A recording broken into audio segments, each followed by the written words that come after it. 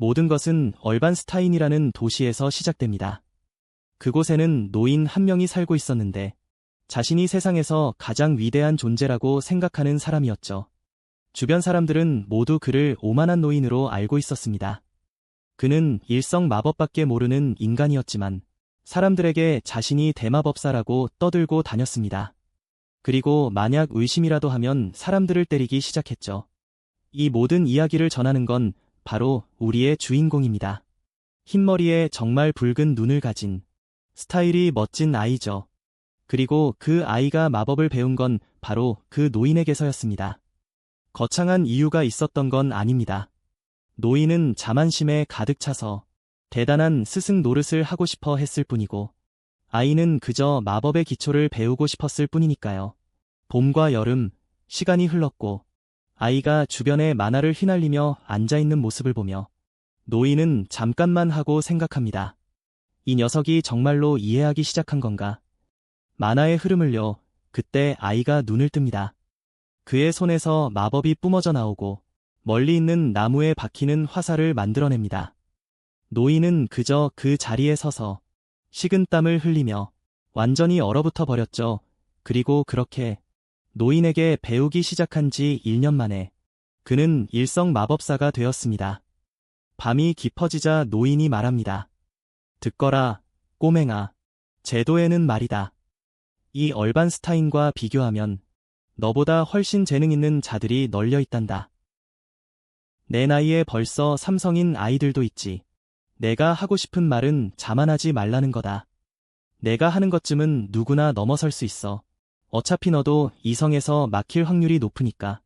노인은 항상 입이 닳도록 말하곤 했습니다. 가장 중요한 것은 가문과 혈통 같은 그런 것들이라고요. 아이는 그저 빵을 먹고 살아남고 싶었을 뿐이지만 노인이 그토록 이야기하던 자신들 같은 처지와 귀족들의 차이에 대해 생각하지 않을 수 없었습니다. 그리고 그가 일성에 도달한 그날 밤은 이상하게도 길었습니다. 다음 날, 비가 내리던 날 그가 돌아왔을 때 그는 노인이 죽어있는 것을 발견했습니다. 온몸이 피멍으로 뒤덮여 있었고 누군가에게 살해당한 게 분명해 보였습니다. 주인공이 그것을 보았을 때 노인이 어딘가에서 누군가와 시비가 붙었을 거라고 생각했지만 한참이 지난 후에야 진실을 알게 되었습니다. 노인은 경비병들에게 맞아 죽은 것이었습니다. 창고에서 이성 마법서를 훔치다가 들켰기 때문이죠. 주인공은 야망이라곤 전혀 없던 그런 노인이 왜 그런 짓을 저질렀는지 이해할 수 없었습니다. 하지만 우리는 그 이유를 분명히 알고 있죠. 노인은 자신처럼 가난한 아이가 더 큰 잠재력을 가진 것을 보고 괴로웠던 것입니다. 그가 혼잣말을 하는 사이 주인공에게 시스템 창이 나타나기 시작합니다. 불행히도 노인은 항상 혈통에 대해 이야기했지만 자신에게는 그런 게 전혀 없다고 말이죠. 그의 혈관에는 귀족의 피 따위 흐르지 않았습니다. 하지만 그때 시스템이 그에게 마법 기초에 각성을 획득했다고 알립니다. 그는 마법 전문 분야를 선택해야 했고 그것은 변경할 수 없었습니다. 그리고 바로 그 순간 주인공은 밝힙니다. 어쩌면 자신에게는 귀족의 피 따위 필요 없을지도 모른다고요. 왜냐하면 그는 이 세계 출신이 아니니까요. 그 후 4년이 흐르고 우리는 카티아 플레이마트를 만나게 됩니다. 벌써 여성이 등장하는 게 마음에 드는군요. 그녀는 한때 잘나갔던 가문의 전직 영예입니다. 하지만 최근 플레이마트 가문은 파산했습니다. 그녀는 귀족이었기에 태어날 때부터 삼성 마법사였고 지금은 많은 용병이 그녀를 찾고 있었습니다. 그리고 그녀 역시 돈이 필요했기에 용병 일을 시작하게 되었죠. 도시에서 그녀는 우리의 주인공을 만났고 그를 일종의 고용 형태로 거두었습니다. 그렇게 그는 이 삼성 스승에게서 많은 것을 배우게 되었습니다. 그 못된 꼬맹이보다는 나이가 조금 더 많은 스승이죠. 어느 집안에서 그녀는 그에게 말합니다. 내가 마법에 재능을 타고났으니 큰 꿈을 꾸는 건 당연한 일이야. 하지만 지나친 탐욕은 오직 내 목표를 망칠 뿐이란다. 우리의 주인공은 조금 어색해하며 그저 알겠다고 대답합니다. 그러자 그녀는 그에게 눈을 감고 만화를 느끼며 그것이 어떻게 생성되는지 차분히 알아차려 보라고 말합니다. 그가 작은 푸른빛 오라를 발산하는 모습을 보며 그녀는 그가 정말 흥미로운 잠재력을 지녔다고 말합니다. 그녀는 좋은 잠재력을 보았던 것입니다. 그녀는 좋은 가능성을 보았다. 그가 실전 경험만 풍부한 것이 아니라 제어력 또한 안정적이었기 때문입니다. 그는 눈을 뜨고 그녀를 강렬한 눈빛으로 바라보았고 그 모습에 그녀는 감탄하며 소리를 지르기 시작합니다. 술집에 있던 사람들도 깜짝 놀라며 방 안에서 대체 누가 여자를 소리 지르게 만드는지 알아내려고 합니다. 주인공이 혼란스러워하며 자신의 손을 바라보는 동안 스승은 그의 손목을 잡고 끌고 가며 대릭에게 아무 말 말고 따라오라고 말합니다. 지나가는 길에 소동이 일어난 터라 밖에 있던 사람들은 모두 깜짝 놀랐습니다. 그녀는 밤중에 아이를 골목길로 데려가더니 내 말을 잘 들으라고 말합니다. 그리고 그녀는 그에게 경고합니다. 귀족들이 얼마나 오만하고 얼마나 많은 특권을 누리고 있는지 너도 이미 알고 있지 않냐고 말이죠. 그들에게 마법은 그 무엇보다도 위대한 축복이며 너도 이제 그것에 대해 걱정해야 한다고 말합니다. 귀족이 아닌 사람이 삼성에 도달하는 것은 극히 드문 일이며 그런 일이 일어난다면 그것은 평생을 마법에 바친 사람일 뿐이라고요. 그러니 이제 이해가 가네요. 모두를 놀라게 했던 그가 사용한 마법은 환청이라고 불리는 것이었습니다. 그것은 모두에게 기이한 일이 벌어지는 듯한 소리를 듣게 만들었죠. 그리고 그것은 이성 주문이었습니다. 14살짜리 아이, 특히 평민에게는 불가능했어야 하는 일이었죠. 주인공은 그런 위험 속에서도 카티아가 자신과 계속 함께 여행을 다녔다고 말합니다.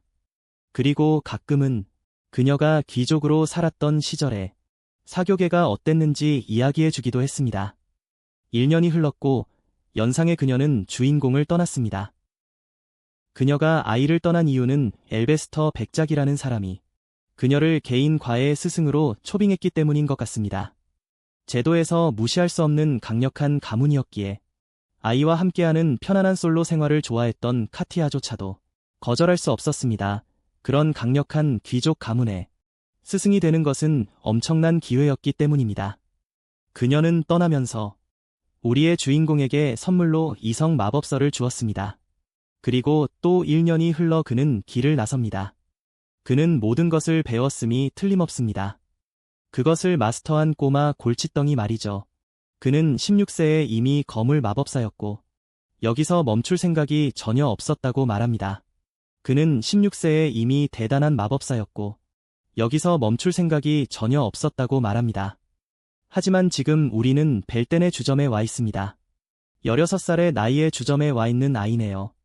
대부분의 사람들은 시원한 맥주를 주문할 생각을 하겠지만 그가 실제로 그곳에 온 것은 일거리를 받기 위해서입니다. 남자가 그에게 말합니다. 이번 의뢰는 디퐁 공작에게서 들어온 것이라고요. 그게 무엇을 의미하는지 그도 잘 알고 있을 겁니다. 하지만 데릭은 궁금해합니다. 왜 그런 대단한 사람이 이 자리에 있는 사람들에게 관심을 갖는 것인지 말이죠. 하지만 남자는 그저 걱정 붙들어 매라고 말합니다. 디퐁 가문이잖아요. 돈을 물 쓰듯 쓰는 곳이죠. 그는 기뻐해야 합니다. 그러고는 아이를 붙잡고 말하죠. 어서요. 이 일을 맡으세요. 이 일로 길이 열릴 거고 우린 나중에 부자가 될 겁니다. 데릭은 그냥 뜸 들이지 말고 말하라고 합니다. 우리가 무엇을 해야 하는지 묻자 남자가 설명합니다. 그리 심각한 일은 아닙니다. 그저 조무래기 몬스터 몇 마리를 토벌하는 것뿐이죠. 쉬운 일입니다. 주인공이 확실하냐고 묻자 남자가 대답합니다. 귀족들은 거짓말을 하지 않아요. 그들이 왜 아무 무작위하고 무의미한 임무를 주겠습니까? 주인공은 뭔가 잘못되었다는 것을 직감할 수 있습니다. 왜 디퐁 같은 가문이 아무 이름 없는 용병들을 고용하겠습니까? 그는 바보가 아니기에 절대 하지 않겠다고 말합니다. 다른 사람에게 주라고 하자 남자가 그에게 기다려 달라고 붙잡습니다. 하지만 데릭은 원하는 사람이 있으면 누구든 부르라고 합니다. 그는 그 기묘한 일을 맡고 싶지 않으니까요. 소장은 원래 자신이 직접 가려고 했다고 설명합니다. 하지만 그쪽에서 마법사가 필요하다고 했다는군요. 그리고 그도 알다시피 용병단에는 마법사가 거의 없다시피 합니다. 그가 아이를 부른 것은 의지할 수 있는 사람이 그밖에 없기 때문입니다. 하지만 그 말은 대릭으로 하여금 상황을 더욱 기괴하게 느끼게 만듭니다. 몬스터 몇 마리를 사냥하는데 왜 마법사가 필요하다는 걸까요? 어느 쪽이든 이 일은 그를 더욱 엮이고 싶지 않게 만들 뿐입니다. 그때 갑자기 그는 공중으로 날아온 무언가를 낚아챕니다. 그러자 남자가 말하죠. 공작이 선금으로 금화 한 잎을 보냈다고요. 이것은 전체 보상도 아닙니다. 주인공은 그것을 바라봅니다. 그리고 장면은 집사와 그 뒤에 망토를 두른 한 어린 소녀에게로 전환됩니다. 그들이 바로 의뢰인입니다. 소장은 그에게 인사하라고 말합니다. 집사는 아이를 보내는 건지 따져 묻습니다. 기대가 컸는데 보아하니 어리석은 짓이었다면서요. 소장은 잠시만요, 기다려보세요 라고 말합니다. 잠깐만요, 이 아이는 잠재력이 있습니다.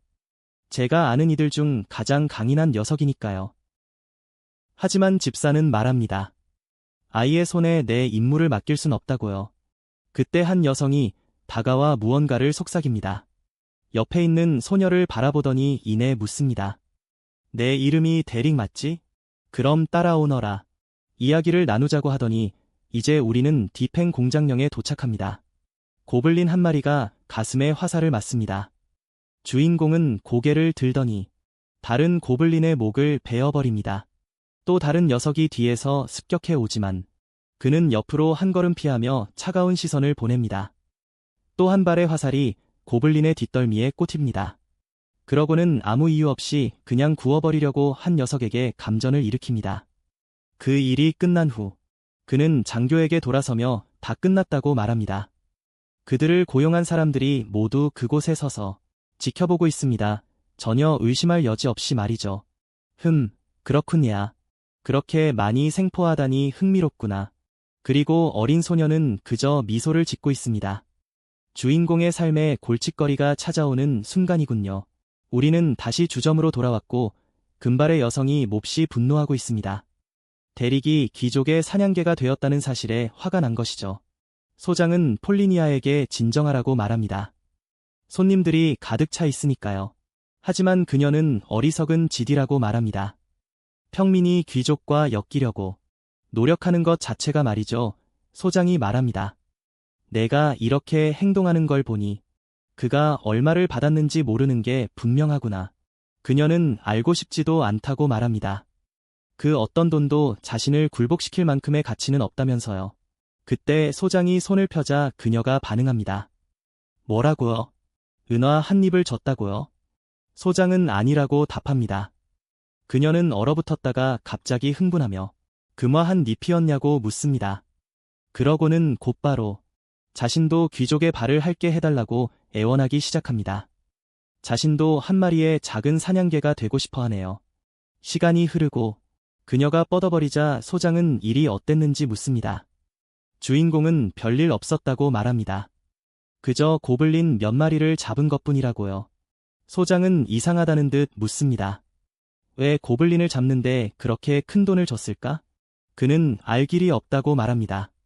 어쩌면 그들이 거짓말을 했을지도 모른다고요. 소장은 생각하더니 그럴 수도 있겠다고 말합니다. 하지만 대릭은 하녀 옷을 입은 그 여자의 손이 유난히 부드러웠던 게 확실하다고 말합니다. 분명 그런 험한 일을 하는 사람의 손이 아니었죠. 그는 도대체 무슨 일이 벌어지고 있는지 파악하려 하기 시작합니다. 하지만 소장은 그의 이름을 부르며 말합니다. 대릭, 우린 용병이야. 그만 캐내려고 해라. 귀족들 사정이니 그들이 알아서 살게 둬. 넌 일을 했고 돈을 받았잖아. 그걸로 끝이야. 주인공은 알겠다고 대답합니다. 그는 소장의 말이 맞다고 생각합니다. 너무 의심하지 않는 편이 낫다고요. 어디에도 얽히지 않는 게 좋습니다. 돈만 벌면 다른 건 상관없으니까요. 다음 장면에서 우리는 다시 디팽 공장령으로 돌아옵니다. 그리고 주인공은 또 한 번 풀밭을 붉게 물들였습니다. 이번에는 소장도 함께 와서 벌써 수당을 요구하고 있네요. 금화 두 잎을 손에 쥐고 소장이 말합니다. 이 녀석이 기계가 다 되었군. 모두에게 돈을 벌어다 주고 있어. 그때 집사가 말합니다. 대리개야. 실력이 아주 좋구나. 새로운 종류의 일은 어떠냐? 주인공은 잘 이해하지 못하고 노인은 말을 이어갑니다. 이 일은 금화 15잎을 준단다. 대릭은 그것이 무슨 일인지 알기도 전에 벌써 할 건지 말 건지 결정을 내리려 합니다. 주인공은 주저하지도 않죠. 좋습니다. 가시죠. 이제 그들은 마차에 타고 있습니다. 저 거대한 성을 좀 보세요. 그들은 디팽 저택에 도착합니다. 소장도 따라오며 말합니다. 여긴 진짜 부자들을 위한 곳이네. 정말 엄청나군. 집사가 말합니다. 들어가기 전에 제 소개를 하도록 하죠. 소장은 괜찮다고 말합니다. 서로 그렇게 많이 봤는데 귀찮게 뭘 그러냐면서요. 하지만 노인은 그를 무시하고 통성명을 합니다. 어쨌든 그의 이름은 딜런이고 이 저택의 관리인입니다. 그는 지금까지 신분을 숨긴 것에 대해 사과하지만 그의 직업상 어쩔 수 없는 부분이었습니다. 소장은 무안해집니다. 그 남자가 생각했던 것보다 더 중요한 인물임을 깨달았기 때문이죠. 그러자 뒤에 있던 여성이 자신을 카테리나라고 소개합니다. 그녀는 다른 모든 이들을 책임지는 수석 하녀였죠. 소장이 당황해서 사과하고 있는 동안 주인공은 정말 수상한 점을 눈치챕니다. 이들은 그저 평범한 사람들이 아니었습니다. 남자는 이 저택의 총책임자였고 그들이 보냈던 여성은 수석 하녀였습니다. 그들이 비범한 인물들일 거라 이미 예상은 했지만 이건 상상 이상이었습니다. 그때 누군가 마차에서 내리기 시작합니다. 소장은 저 사람이 누구냐고 묻습니다. 그녀가 후드를 뒤로 젖히자 머리칼이 휘날리고 주인공은 충격에 빠집니다. 그녀는 자신을 에슬린, 엘레노어 디팽이라고 소개하며 데릭을 자신의 여동생의 스승으로 초빙하고 싶다고 말합니다. 그리고 어쩌면 언니도 가르쳐 줄 수 있을지 모른다면서요. 주인공은 혼란스러워합니다. 잠깐만요. 귀족의 스승이라니요. 전 그저 꼬맹이일 뿐인데요. 그리고 당신은 지금까지 저에게 이 모든 것이 그저 디팽 공장령으로 돌아온 한 장의 이야기일 뿐이라고 말하는 겁니까? 다음 장에서 문이 열립니다. 누군가 아버지와 형을 부르고 있습니다. 발레리우스, 와서 이것 좀 보라고 말이죠. 아버지는 품위 있게 행동할 줄 모르냐고 묻지만 아이는 품위가 없는 건 디엘라라고 말합니다. 그 저주받은 하녀 말입니다. 그 하녀가 벌써 자신의 하인들에게 손을 대기 시작했다면서요. 발레리우스는 그에게 목소리를 낮추라고 말합니다. 아버지와 이야기하고 있기 때문이죠. 하지만 그는 형을 무시하고 아버지에게 말합니다. 이 쓸모없는 하녀가 가구까지 때려 부수고 있다고요. 언제까지 그 여자의 어리석은 행동을 용납하실 겁니까? 그때 갑자기 금발의 남자가 일어서며 그의 이름을 외칩니다. 그만해라. 둘 다 방에서 나가라. 그러자 누군가 디엘라는 가망이 없더라도 그들에게는 여전히 에슬린이 있다고 말합니다.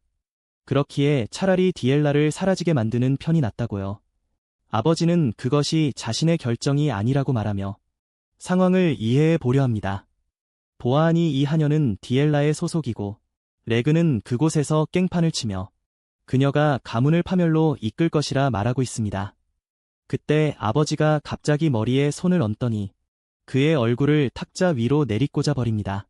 그저 내가 알아두게 하려는 거다. 그는 이미 그 아이에게 이해시켰습니다. 그가 결정할 수 있는 것은 아무것도 없다는 것을요. 망할 레그는 그럴 줄 알았다는 듯 전혀 상관없다고 말합니다. 조만간 아버지는 선택을 내려야 할 테니까요. 잠시 후 우리의 주인공이 나타나는데 그는 혼자가 아닙니다. 이 차가운 인상의 소녀가 그의 언니인 디엘라에 대해 들어본 적이 있냐고 묻습니다. 디엘라요. 그는 그녀가 디팽 가문의 일원이라는 것 외에는 모른다고 답합니다. 그게 전부이고 그녀는 그렇다며 고개를 끄덕입니다. 그녀는 가문이 세상으로부터 꽁꽁 숨겨온 소녀라고요. 그때 문이 열리고 레그가 발레리우스와 함께 들어옵니다. 그가 말합니다. 에슬린에게 인사하며 얼반스타인에서의 생활은 어땠냐고 묻는군요. 그녀는 대답합니다. 모두 잘 지내고 있다며 걱정해준 오빠에게 고맙다고요. 그러자 그는 레그가 다쳤으니 나중에 이야기하자고 합니다. 하지만 데릭은 지나가는 금발의 남자를 눈여겨보며 시선을 보냅니다. 그는 또한 옆을 힐끗 보며 한 하녀가 울고 있는 것을 발견합니다.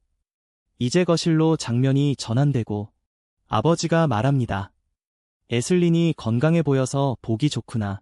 그녀는 모든 지원에 감사 인사를 전하며 말합니다. 자신의 옆에 서 있는 이 소년이 앞으로 디엘라를 돌봐줄 사람이라고요. 아버지는 그를 훑어봅니다. 그다지 달가워 보이지 않는 기색으로 그래, 그 아이에게 맡겨서 처리하겠다고 합니다. 그녀는 알겠다고 답합니다. 그들은 바쁘니 이만 가보겠다고 하죠. 하지만 아버지는 넌 거기 그대로 있으라고 말합니다. 주인공은 뒤를 돌아봅니다. 그러자 아버지는 무언가를 적기 시작하며 묻습니다. 얘야, 너는 너무 어리구나. 16살 맞느냐? 그는 그렇다고 답합니다. 공작 전하, 그러자 남자는 마법을 얼마나 알고 있냐고 묻습니다. 그는 1서클 기초에 시작 단계를 알고 있다고 답변합니다. 그래, 뻔뻔한 거짓말쟁이네요. 그리고 공작은 즉시 그것을 눈치채고 말합니다. 내게 거짓말하지 말거라. 과한 겸손은 미덕이 아니다. 주인공은 난처해집니다. 남자의 몸에서 뿜어져 나오는 오라를 보았기 때문이죠.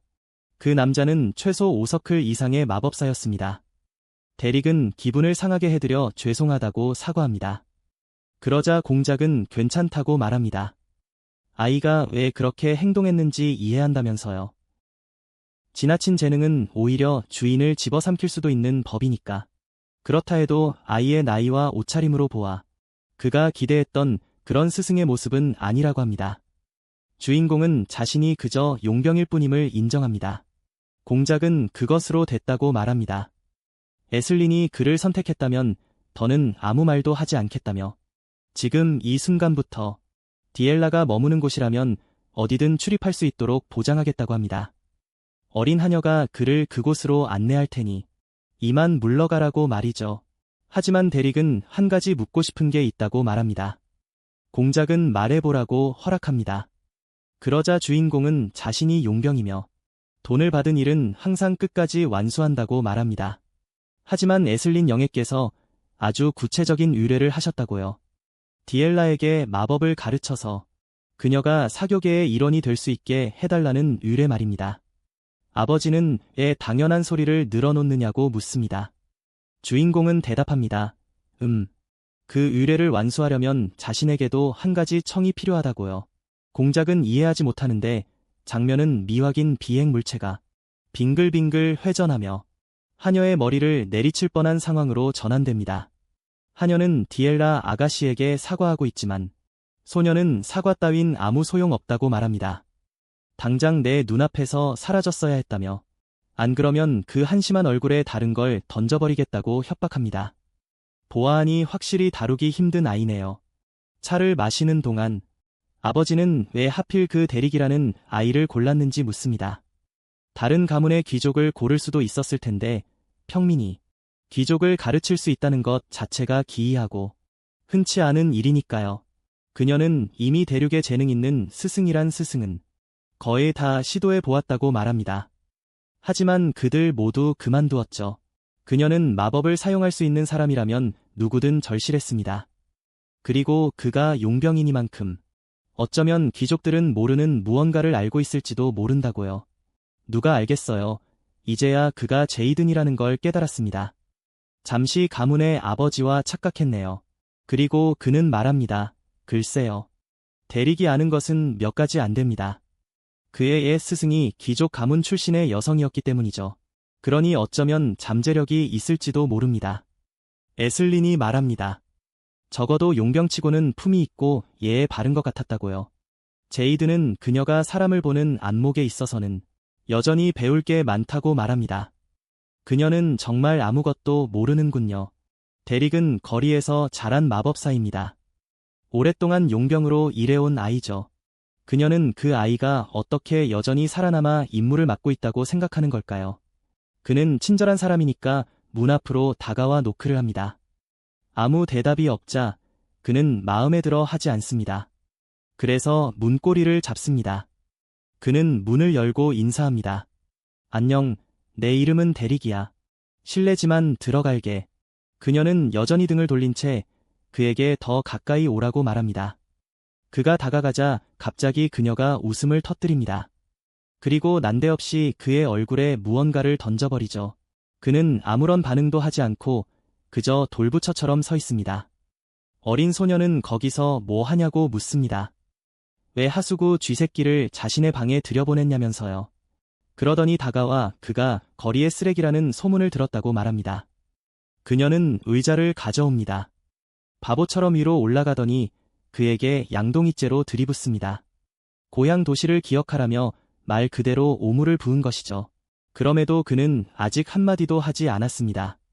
그는 그저 흠뻑 젖은 채 침묵을 지키며 서 있습니다. 말 못하는 수영 선수처럼 그녀를 응시합니다. 그녀는 그의 반응이 마음에 들지 않습니다.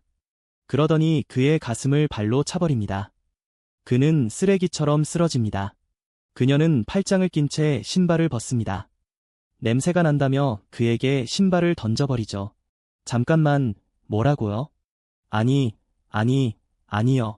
작가가 왜 발을 저런 식으로 묘사하는 건가요? 감옥에 가고 싶으신 건가요? 누가 FBI 좀 불러주세요. 지금 당장 이 사람 집으로 출동시키라고요. 그리고 그녀의 아버지는 알지도 못합니다. 여기서 발이나 보여주고 있는 딸의 담당으로 거리에 용병을 앉혔다는 사실을요. 이 소녀는 시대를 잘못 타고났군요. 요즘 같았으면 올리펜스에 발사진을 올려 수십억을 벌었을 텐데요. 그는 창밖을 내다보며 깊은 생각에 잠겨 있습니다. 주인공이 자신에게 했던 말을 떠올리면서요. 디엘라를 바로잡기가 까다롭다고 들었습니다. 그러니 저에게 어느 정도의 권한이 있습니까? 제가 해도 되는 일과 해서는 안 되는 일은 무엇입니까? 그러더니 찰싹 뺨을 가로질러 후려칩니다. 세상에, 그녀를 마치 쓰레기처럼 끌고 가네요. 그녀가 충격에 빠져 주저앉아 있는 동안 주인공이 다가갑니다. 그는 그녀에게 말합니다. 일어나라, 이 자식아. 무슨 일이 일어나는지 보고 싶으니 우리는 3년 전으로 돌아가야 합니다. 그가 자신의 스승과 함께 있던 시절로요. 공교롭게도 그는 자신의 스승에게 물었습니다. 누군가를 가르쳐야 한다면 어떻게 하겠냐고요. 은혜도 모르고 까다로운 사람을요. 그녀는 그 사람을 이해하려고 노력하고 그들의 아픔을 포용해 줄 거라고 말합니다. 그는 그것이 너무 이상적이라고 말합니다. 만약 제자가 그보다 더 최악이라면 어떡하냐고요. 그녀는 가르침의 본질이란 사람들을 더 나은 길로 인도하는 것이라고 말합니다. 만약 그렇게 할 수 없다면 오직 한 가지 다른 선택지밖에 없다면서요. 그가 무엇이냐고 묻자 그녀는 공포라고 답합니다. 다시 볼이 붉어진 시점으로 돌아와서 주인공은 앞으로 그녀가 모든 사람을 배려와 존중으로 대해야 할 것이며 2번 말하게 하지 말라고 경고합니다. 그녀는 일어서서 그의 뺨을 똑같이 후려칩니다. 이제 뺨 때리기 전쟁으로 번지는군요. 그녀는 내가 뭔데 그러냐고 따지고 그는 그녀의 뺨을 다시 때립니다. 그는 다시는 2번 말하게 하지 말라고 경고합니다. 싸움이 시작되었지만 그녀의 표정을 보니 오히려 이 상황을 즐기고 있는 것 같습니다. 그러고는 집사를 소리쳐 부르며 말합니다. 여기 더러운 녀석이 들어와서 영애를 때리고 있다고요. 집사가 다급히 뛰어 들어오며 아가씨, 괜찮으십니까? 하고 묻습니다. 그러고는 대릭을 돌아보며 묻습니다. 도대체 무슨 짓을 하고 있는 거냐고요. 그녀를 때리다니 공작 전하께서 아시면 어쩌려고 그러냐면서요.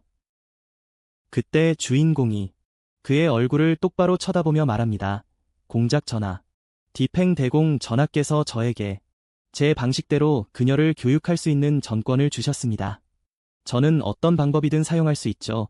하인은 흠칫하며 바라보고 금발의 그녀는 속으로 생각합니다. 아, 망했다. 난 끝났구나. 잠시 후 발레리우스가 복도를 가로질러 폭풍처럼 걸어옵니다. 몹시 분노한 상태이고 레그가 기다리라고 말하지만 발레리우스는 문을 거칠게 열어젖힙니다. 그 더러운 용병 녀석이 어디 있는지 당장 대라면서요. 주인공은 그곳에서 태연하게 인사합니다. 무슨 일이시죠? 발레리우스는 그의 뺨을 때리려 합니다. 내가 내 여동생을 때렸냐며 주인공이 말합니다. 진정하십시오. 제 행동은 대공 전하의 허락을 받은 것입니다. 레그는 발레리우스에게 끼어들지 말라고 말합니다. 에슬린이 데려온 아이니 발레리우스가 그 아이를 판단할 처지가 아니라고요. 아버지께서 허락하셨다면 그들이 도대체 어쩌겠습니까? 하지만 발레리우스는 그저 말합니다. 레그, 넌 잠이나 자러 가라. 꼬맹이 너는 날 따라와라. 지금 당장 결판을 내자고 말이죠. 레그가 주인공에게 다가와 말합니다. 고맙군. 그 작은 악마녀는 매가 약이었어. 정신을 못 차렸었거든. 우리 형이 널 좀 때릴지도 모르지만 그리 아프진 않을 거다. 걱정 마라. 주인공은 고개를 끄덕이고 걸어나갑니다. 레그는 뒤에 남아 생각합니다. 이 아이가 가망 없는 일에 엮이려는 건지 아니면 커다란 인형과 함께 발레리우스가 어느 방을 엽니다. 그가 설명합니다. 이곳은 그녀가 다른 곳으로 옮겨지기 전 본저택에 있던 디엘라의 방이었다고요. 주인공은 그림 한 점을 발견합니다. 발레리우스는 그녀가 이런 걸 하길 좋아했다고 말합니다. 그는 그녀가 그림을 그리고 있을 때가 훨씬 더 사랑스러웠다고 생각했습니다. 하지만 그녀는 그림을 한 점도 완성하지 못했습니다. 항상 여백을 남겨두었죠. 그러더니 뜬금없이 그가 말합니다. 아까는 너무 감정적으로 굴어서 미안했다고요. 고작 사과하려고 그를 어두운 방으로 데려온 거였군요. 그래요. 금발 총각.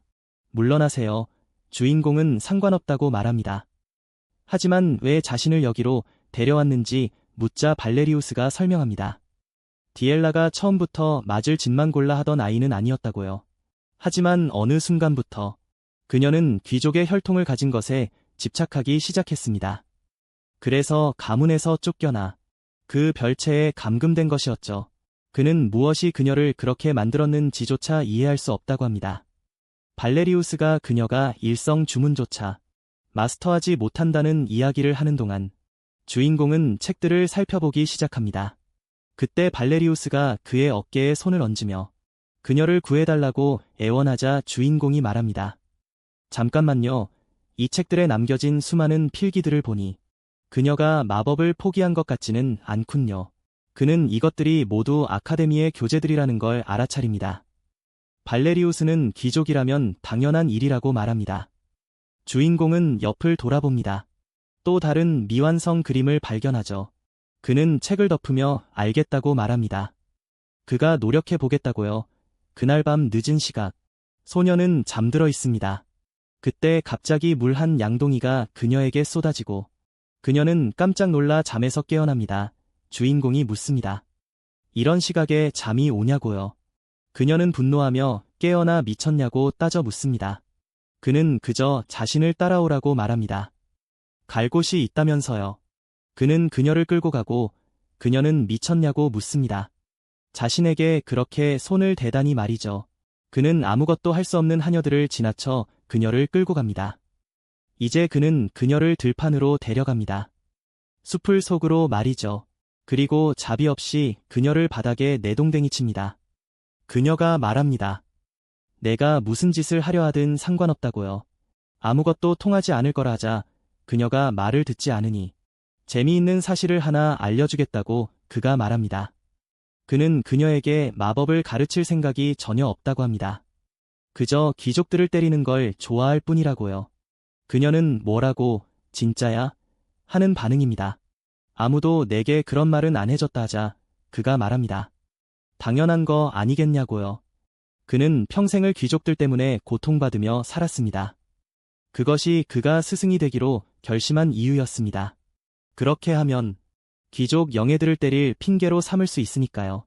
그것보다 더 재미있는 일은 없습니다. 그리고 그는 검을 뽑으려 합니다. 그녀의 비명소리가 빨리 듣고 싶다면서요. 그녀가 말합니다. 이런 짓을 하고도 무사할 줄 안다면 미친 거라고요. 그는 완전히 무사할 거라고 확신하며 말합니다. 어차피 그녀는 버려질 처지였으니까요. 최악의 경우 자신의 목숨으로 대가를 치르겠지만 그때쯤이면 그녀는 죽고 없을 테니 알바 아니지 않냐고 말이죠. 어느 쪽이든 엄밀히 말해서 자신의 목숨은 귀족의 목숨만큼 가치 있지 않으니 자신이 여전히 이득인 셈이라고요. 마치 고차원적인 체스 같네요. 왜냐하면 그는 알고 있으니까요. 그녀가 귀족이 우월하다고 진심으로 믿고 있다는 것을요. 그녀는 저 개자식에게 잡히면 죽을 거라 생각하며 자리에서 일어납니다. 죽을 게 뻔하니 그녀는 도망칩니다. 온몸이 긁히면서도 숲속에 숨을 곳을 찾아야 한다고 말합니다. 그러고 나서 저택으로 도망쳐 돌아가 도움을 요청하면 결국 죽는 건 저 녀석이 될 거라고요. 하지만 그때 화염구가 나타납니다. 주인공이 마법을 시전한 것이죠. 그녀는 저것이 이성 주문이라는 것에 혼란스러워하며 뒤를 돌아봅니다. 그와 같은 쓰레기가 어떻게 저런 걸 할 수 있는지 의아해하죠. 그는 미소를 지으며 주저없이 그녀를 향해 그것을 날립니다. 화염구는 간발의 차로 비껴나가 그녀 옆에서 폭발합니다. 그녀는 충격으로 얼어붙습니다. 그는 첫 발을 놓쳐서 아쉽다고 말합니다. 다음 장에서 그녀는 여전히 도망치고 있습니다. 그녀는 바보처럼 발이 걸려 넘어져 꼴사납게 구릅니다. 푸른 화살이 그녀를 향해 날아오고 그녀는 마지막 순간에 가까스로 피합니다. 그녀는 이번에도 정말 아슬아슬하게 살아남았다는 것을 깨닫습니다. 그동안 주인공은 그녀가 생각보다 꽤 잘 움직인다고 말합니다. 방에서 전혀 나오지 않는 사람이라는 게 믿기지 않을 정도라며 말이죠. 그가 지켜보는 동안 그녀는 계속 전력 질주합니다. 그녀는 절박합니다. 얼마나 더 오랫동안 계속 피해야 하는지 막막해하면서요. 이 페이스대로라면 힘이 다 빠져서 붙잡히고 말 것입니다. 그때 그녀가 뒤를 돌아보고 그를 발견합니다. 바닥에 손을 대고 이 푸른색 무언가를 만들어내고 있는 모습으로 사실 그는 무언가의 위치를 탐색하려 하는 중입니다. 하지만 그녀가 이 숲에서 자랐기 때문에 쉽지 않습니다. 그리고 이곳은 그림 속에 나왔던 바로 그 숲이기도 하죠. 그는 그림을 보고 알아챌 수 있었다고 말합니다. 그녀가 숲의 만화를 느끼고 있었다는 것을요. 그에게 그것은 증거였습니다. 하지만 그가 말을 끝내기도 전에 그녀가 돌멩이를 들고 그에게 달려듭니다. 그는 검을 뽑아 그것을 반으로 베어버립니다. 그는 그녀를 응시하며 감탄했다고 말합니다. 탈출할 수 없다는 것을 깨닫고 반격을 선택한 것에 대해서 말이죠. 그것은 그녀가 내릴 수 있는 최선의 결정이었습니다. 안타깝게도 이제 그녀에게는 다른 것을 할 만한 기력이 남아있지 않지만요. 자, 마지막으로 남길 말은 무엇인가요? 그녀는 헛웃음을 터뜨립니다. 그리고 자신이 무슨 말이라도 할 거라 생각하느냐고 묻습니다. 그 더러운 녀석이 자신을 죽이고 싶다면 어디 죽여보라고요. 마지막 순간에 굴복하는 일 따윈 없을 테니까요. 그러자 그는 그녀가 왜 그렇게 귀족이라는 것에 집착하는지 묻습니다. 그러자 그녀는 그 혈통이 없다면 자신에게 무엇이 남겠느냐고 되받아칩니다. 예전에는 강단이 있더니 이제 와서 감상적으로 변하는군요. 눈물을 흘리며 말이죠. 나에게는 마법이 없어. 주인공은 진작에 검을 뽑아 그녀의 목을 베어버렸어야 했습니다. 이야기의 전개를 바꾸기 위해서라도 말이죠. 하지만 아쉽게도 그녀는 적이 있습니다. 바닥에 주저앉아서 자신의 혈통이 아니라면 자신에게 무엇이 남는지 알고 싶어 하죠. 그녀는 혼란에 빠져 무너지고 있습니다. 그는 그저 지켜볼 뿐이고 늘 그렇듯 오라가 발동합니다. 오늘이 바로 그가 검을 치켜들며 말할 날일까요? 그걸로 끝입니다. 그녀의 마지막 유언을 들었으니 작별이군요. 검격이 날아들고 그녀는 충격으로 얼어붙습니다. 하지만 무언가가 그의 마법을 막아섭니다. 사실은 아닙니다. 그가 그녀의 발밑에 빙결 마법이라도 시전한 걸까요? 잠시만요. 헷갈리네요. 그녀가 얼음 장벽을 만들어냈고 그는 그녀를 축하해주고 있습니다. 그리고 이제 와서 다시 정중하게 행동하려 하네요. 오, 축하드립니다. 아가씨, 제 무지를 용서하십시오. 하지만 말하자면 이것이 제가 찾아낸 아가씨의 마법을 각성시키기 위한 방법이었습니다.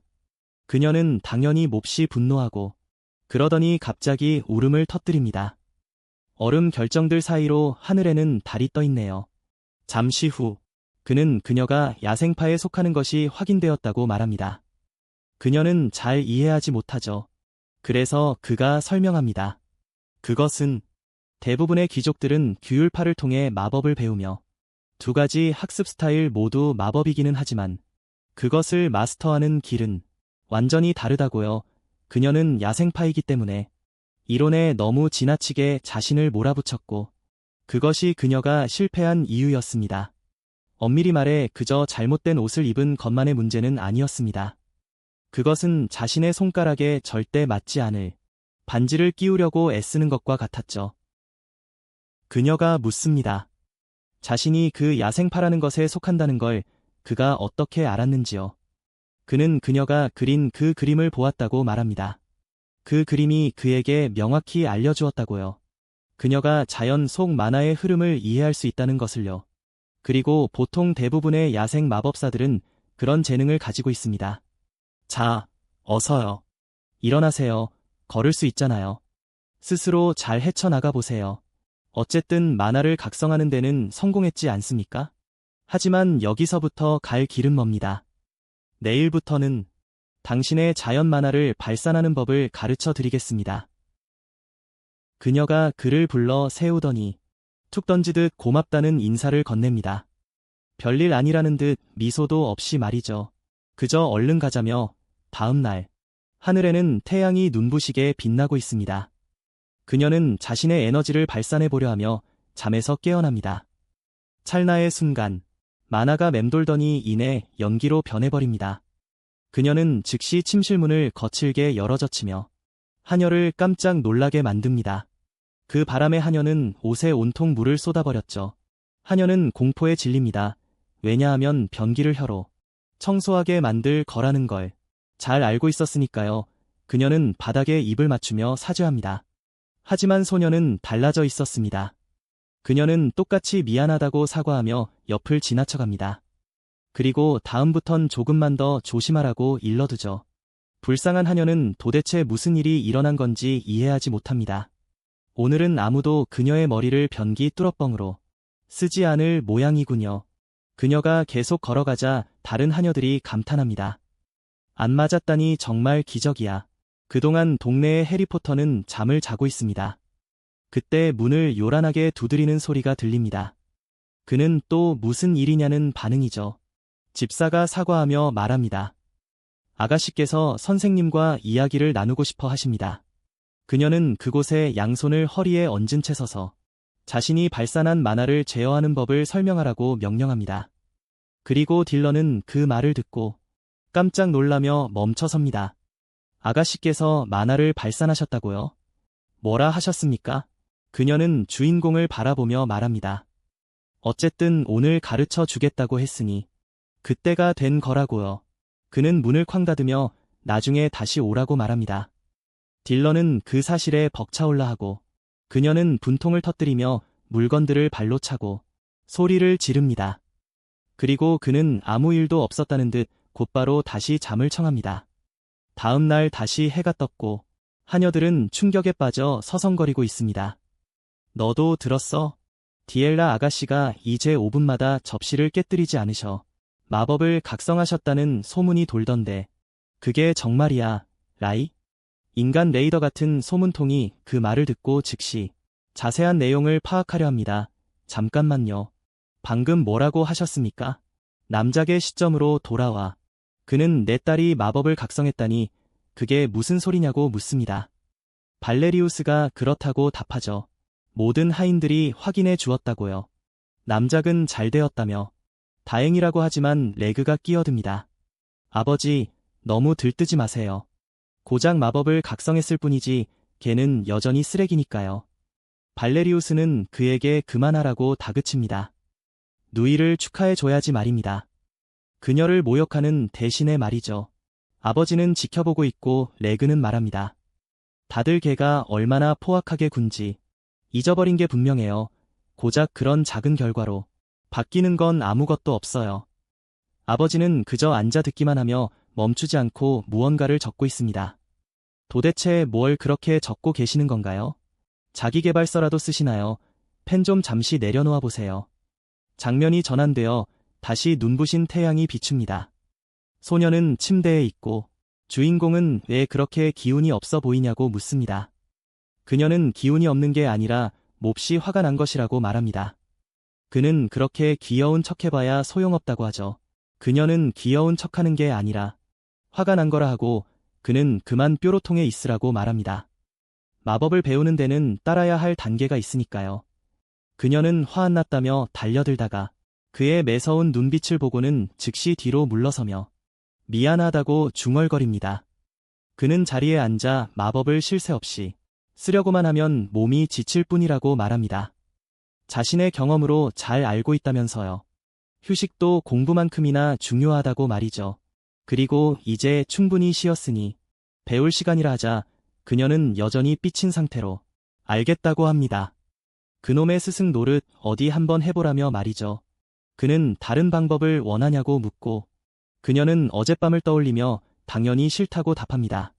평범한 방식으로 배우는 게 낫겠다고요. 그는 우선 마법을 발산하는 법부터 배워야 한다고 설명합니다. 발산하는 것을 제어할 수 있게 되어야만 일성을 마스터할 수 있을 거라고요. 하지만 야생파의 경우는 몸으로 부딪히며 배워야 합니다. 그것은 규율이 아니라 자유를 통해 이해하는 방식의 가르침이며 그렇기에 그녀에게 딱 맞았죠. 그녀가 무슨 뜻이냐고 묻자 그는 그녀의 성격이 지랄 맞은데 바로 그 점이 그녀의 친화력을 높여주는 요인이라고 말합니다. 그녀는 얼굴이 새빨개져서는 자신에게 재능이 있다는 말이냐고 묻습니다. 그는 글쎄요라고 답하며 마법을 발산하는 와중에 얼음벽을 세웠으니 잠재력은 있을 거라고 합니다. 그녀는 즉시 묻습니다. 그렇다면 자신이 세기에 한 번 나올까 말까 한 천재냐고요. 그는 재능이 조금 있는 것과 재능이 조금 있다는 건 완전히 다른 이야기라고 말합니다. 천재라는 건 완전히 다른 이야기라고 말이죠. 그들이 대화를 나누는 동안 밖에서는 레그가 순수한 증오가 가득한 눈빛으로 지켜보고 있습니다. 다음 날 이른 아침, 그녀는 마법을 발산하고는 있지만 여전히 제어가 안 된다고 말합니다. 나중에는 손에서 기묘한 한기가 느껴진다고 보여주죠. 소녀는 그저 책이 읽고 싶을 뿐인데 도대체 뭘 읽고 있는 건가요? 그 책은 끝나지가 않네요. 15페이지밖에 안 되는데 어떻게 이른 시간이나 걸리는 거죠? 해질녘, 그가 마침내 1초 동안의 평화를 누리려 할 때 그녀가 나타납니다. 자신이 분명 저택 근처에 머물라고 말하지 않았냐면서요. 그가 멀리 가버리면 어떻게 질문을 하냐고 따집니다. 그는 질문을 하러 오지 못하게 하려고 일부러 멀리 와 있는 거라고 답하죠. 하지만 그녀는 이것만큼은 알아야 한다며 말합니다. 마침내 만화를 채우는데 성공했다고요. 그러니 와서 확인해 보라고 합니다. 장면은 발레리우스에게로 전환됩니다. 문이 열리고 주인공이 묻습니다. 저를 찾으셨습니까? 발레리우스는 자리에 앉으며 묻습니다. 요즘 디엘라는 어떻게 지내고 있냐고요. 지루해하던 소녀는 꽤 잘 진전되고 있다고 답합니다. 곧 일성 마법을 마스터할 거라고요. 그러자 금발의 사내가 곧 어머니께서 돌아오신다고 말합니다. 그러고 보니 이 가문에는 어머니가 보이지 않았었죠. 그렇죠. 발레리우스는 그녀가 말하자면 비위를 맞추기가 극도로 까다로운 분이라고 경고합니다. 저택 사람들은 그를 받아들였을지 몰라도 어머니는 그가 가난하다는 사실을 절대 좋아하지 않으실 거라고요. 데릭은 감사를 표하며 자신을 부른 다른 이유가 있는지 묻습니다. 금발의 사내는 침묵하더니 자리에서 일어나 말합니다. 자신이 이 가문을 이어받을 다음 후계자라고요. 그렇기 때문에 그는 모든 가문 구성원에 대한 책임이 있으며 모두를 진심으로 대해야 한다고 말합니다. 그러더니 마치 자신이 시인이라도 된 양 말하기 시작합니다. 이 일이 얼마나 고된지 생각하면 그런 깊이를 지닌 인간 마음의 존엄성을 위해 잃지 않은 생각들이 이보세요. 제발 입 좀 다물고 본론만 말하세요. 주인공마저도 하고 싶은 말이 무엇이냐고 묻습니다. 갑자기 발레리우스가 뒤를 돌아보며 불쑥 내뱉습니다. 디엘라는 이제 더 이상 그와 놀지 않을 거라고요. 주인공은 이해하지 못하고 발레리우스는 거의 울먹이며 말합니다. 그녀가 어렸을 때가 좋았다면서요. 그녀가 어렸을 때가 좋았다면서요. 자기에게 와서 같이 놀자고 조르던 시절 말입니다. 그 모든 것을 이야기하며 그는 해결책이 있는지 알고 싶어합니다. 디엘라의 마음을 다시 사로잡기 위해 무엇을 해야 할지 데릭은 알고 있냐면서요. 주인공은 오히려 궁금해합니다. 왜 자신이 그걸 알고 있을 거라 생각하는지 말이죠. 발레리우스는 당연한 것 아니냐고 말합니다. 그녀가 항상 그의 이름을 외치며 뛰어다니고 있으니까요. 대릭, 대릭 하면서 찾는다고 말이죠. 게다가 그는 그녀를 기쁘게 해주려고 이런 작은 인형들까지 만들고 있었습니다. 지옥에서 온 못생긴 인형이네요. 그는 이것이 그의 여동생을 기쁘게 해주지 않겠냐고 묻고, 주인공은 그 소녀를 저주하려는 거냐고 되묻습니다. 발레리우스는 거의 울음을 터뜨릴 것 같습니다. 다시 저택으로 돌아와서 여성이 도착하며 그 소년에 대해 들었다고 말합니다. 보아하니 유능한 마법 스승을 구했다고 하더군요. 그녀는 예의를 갖추어 자신을 미레이유 다벨 디팽이라고 소개합니다. 그리고 신뢰가 되지 않는다면 그의 가족에게 감사의 선물을 보내고 싶다고 말하죠. 그러자 대릭이 말합니다. 부인, 저의 아버지는 집이 없으십니다. 그녀는 뭐라고요? 하는 반응입니다. 그게 무슨 뜻이냐고 묻자 그가 말합니다. 맞습니다. 전 한 푼도 없습니다. 흔히 평민이라 부르는 파산한 처지죠. 그녀는 그 말을 듣고 거의 기절초풍할 지경에 이릅니다. 일주일 후, 에슬리는 그를 이곳에 데려온 것이 아주 훌륭한 선택이었다고 말합니다. 언니로서 디엘라와 더 많은 시간을 보내고 싶었지만 얼반스타인에서 처리해야 할 일들이 있다면서요. 그래서 그녀는 그 어린 소녀를 소년의 보살핌에 맡깁니다. 그가 마지못해 받아들이자 제이든이 말합니다. 대릭, 그녀가 너에게 모든 기대를 걸고 있어. 좀 더 활기차게 대답해 보련. 그들은 이미 마차에 타서 작별의 손을 흔들고 있습니다. 그가 디엘라에게 얼마나 큰 도움이 될지 빨리 보고 싶다는 말을 남긴 채 그렇게 그들은 떠나갑니다. 하지만 그때 에슬린이 갑자기 깜빡한 무언가를 떠올립니다. 아, 어머니께서 돌아오신다는 사실이 생각난 것이죠. 그리고 대릭에게 경고하는 것을 깜빡했습니다. 이것이 문제가 될 수도 있다는 것을요. 제이드는 왜 그것이 문제가 되는지 묻습니다. 에슬린은 그들의 어머니가 일종의 아바타 같은 분이라고 말합니다. 그게 도대체 무슨 뜻인지는 모르겠네요. 하지만 그 여성이 거칠게 들이닥쳐 달려오더니 아버지의 책상을 양손으로 콱 내리칩니다. 이게 도대체 무슨 소리냐고 따져 물으면서요. 하수구 쥐새끼 같은 놈에게 딸의 교육을 맡기다니 말이죠. 미레이유는 당신이 이해하지 못해서 그렇다고 말합니다.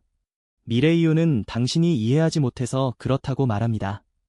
우리는 디엘라에 대해 이야기하고 있는 겁니다. 걔는 엄청나게 소중한 아이라니까요. 그는 안경을 벗으며 말합니다. 내가 원해서 이랬을 것 같소? 나도 평민에게 배우게 하는 건 싫지만 귀족 스승들은 전부 그만두지 않았소. 그럼 무슨 방법이 있겠소? 그녀는 상관없다며 우겨댑니다. 당신은 용병들과 함께 몸을 더럽히던 그런 불결한 녀석을 데려왔어요.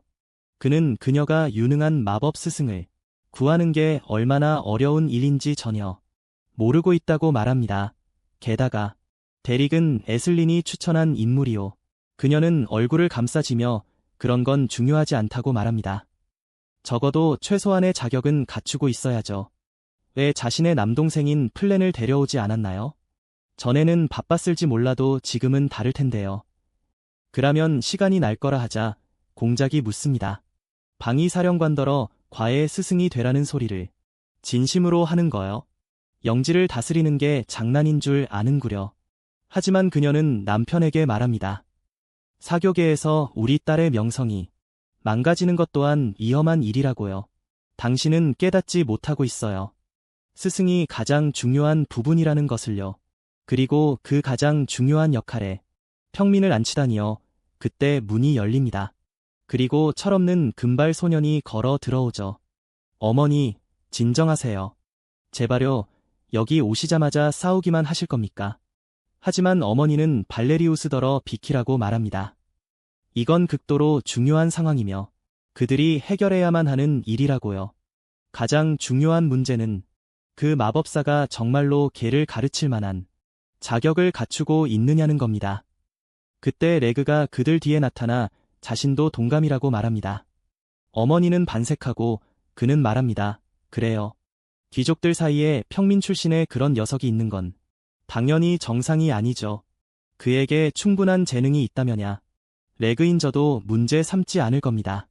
그렇기에 저는 아버지께 대리계 자격을 시험해 볼 수 있게 해달라고 요청하는 바입니다. 결투에서 대릭을 패배시킬 수 있다면 아버지가 그의 말을 자릅니다. 시도조차 하지 말 거라. 그런 해괴한 생각은 그만두라고 일러두죠. 하지만 레그는 그렇다면 자신이 디엘라를 시험해 보겠다고 말합니다. 발레리우스는 이해하지 못하고 레그가 말합니다. 대릭이 정말로 그녀의 스승 자격이 있다면요. 그렇다면 그녀는 엄청난 성과를 거두었어야 마땅합니다. 결투를 통해 그녀의 능력을 검증해 보이겠습니다. 그러니까 그는 난데없이 자신의 여동생과 싸우고 싶다는 거군요. 너보다 어린 동생이잖아. 도대체 뭐가 문제인 거야. 그리고 보아하니 아버지는 그것을 허락한 모양입니다. 레그가 이미 방을 나서고 있고 발레리우스가 그 뒤에 대고 소리를 지르고 있으니까요. 레그, 너 미쳤어? 내 여동생에게 결투를 신청하다니. 레그는 뒤를 돌아보며 묻습니다. 형은 정말로 디엘라가 갑자기 착한 사람이 되었다고 생각하는 거냐고요. 그녀가 저지른 짓들을 형은 전부 잊어버린 게 분명하다면서요. 발레리우스는 그렇다 하더라도 그녀가 그들의 유일한 여동생이라는 걸 기억해야 한다고 말합니다.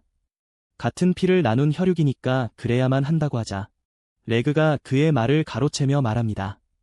그 애의 혈통은 이 가문의 저주라고요.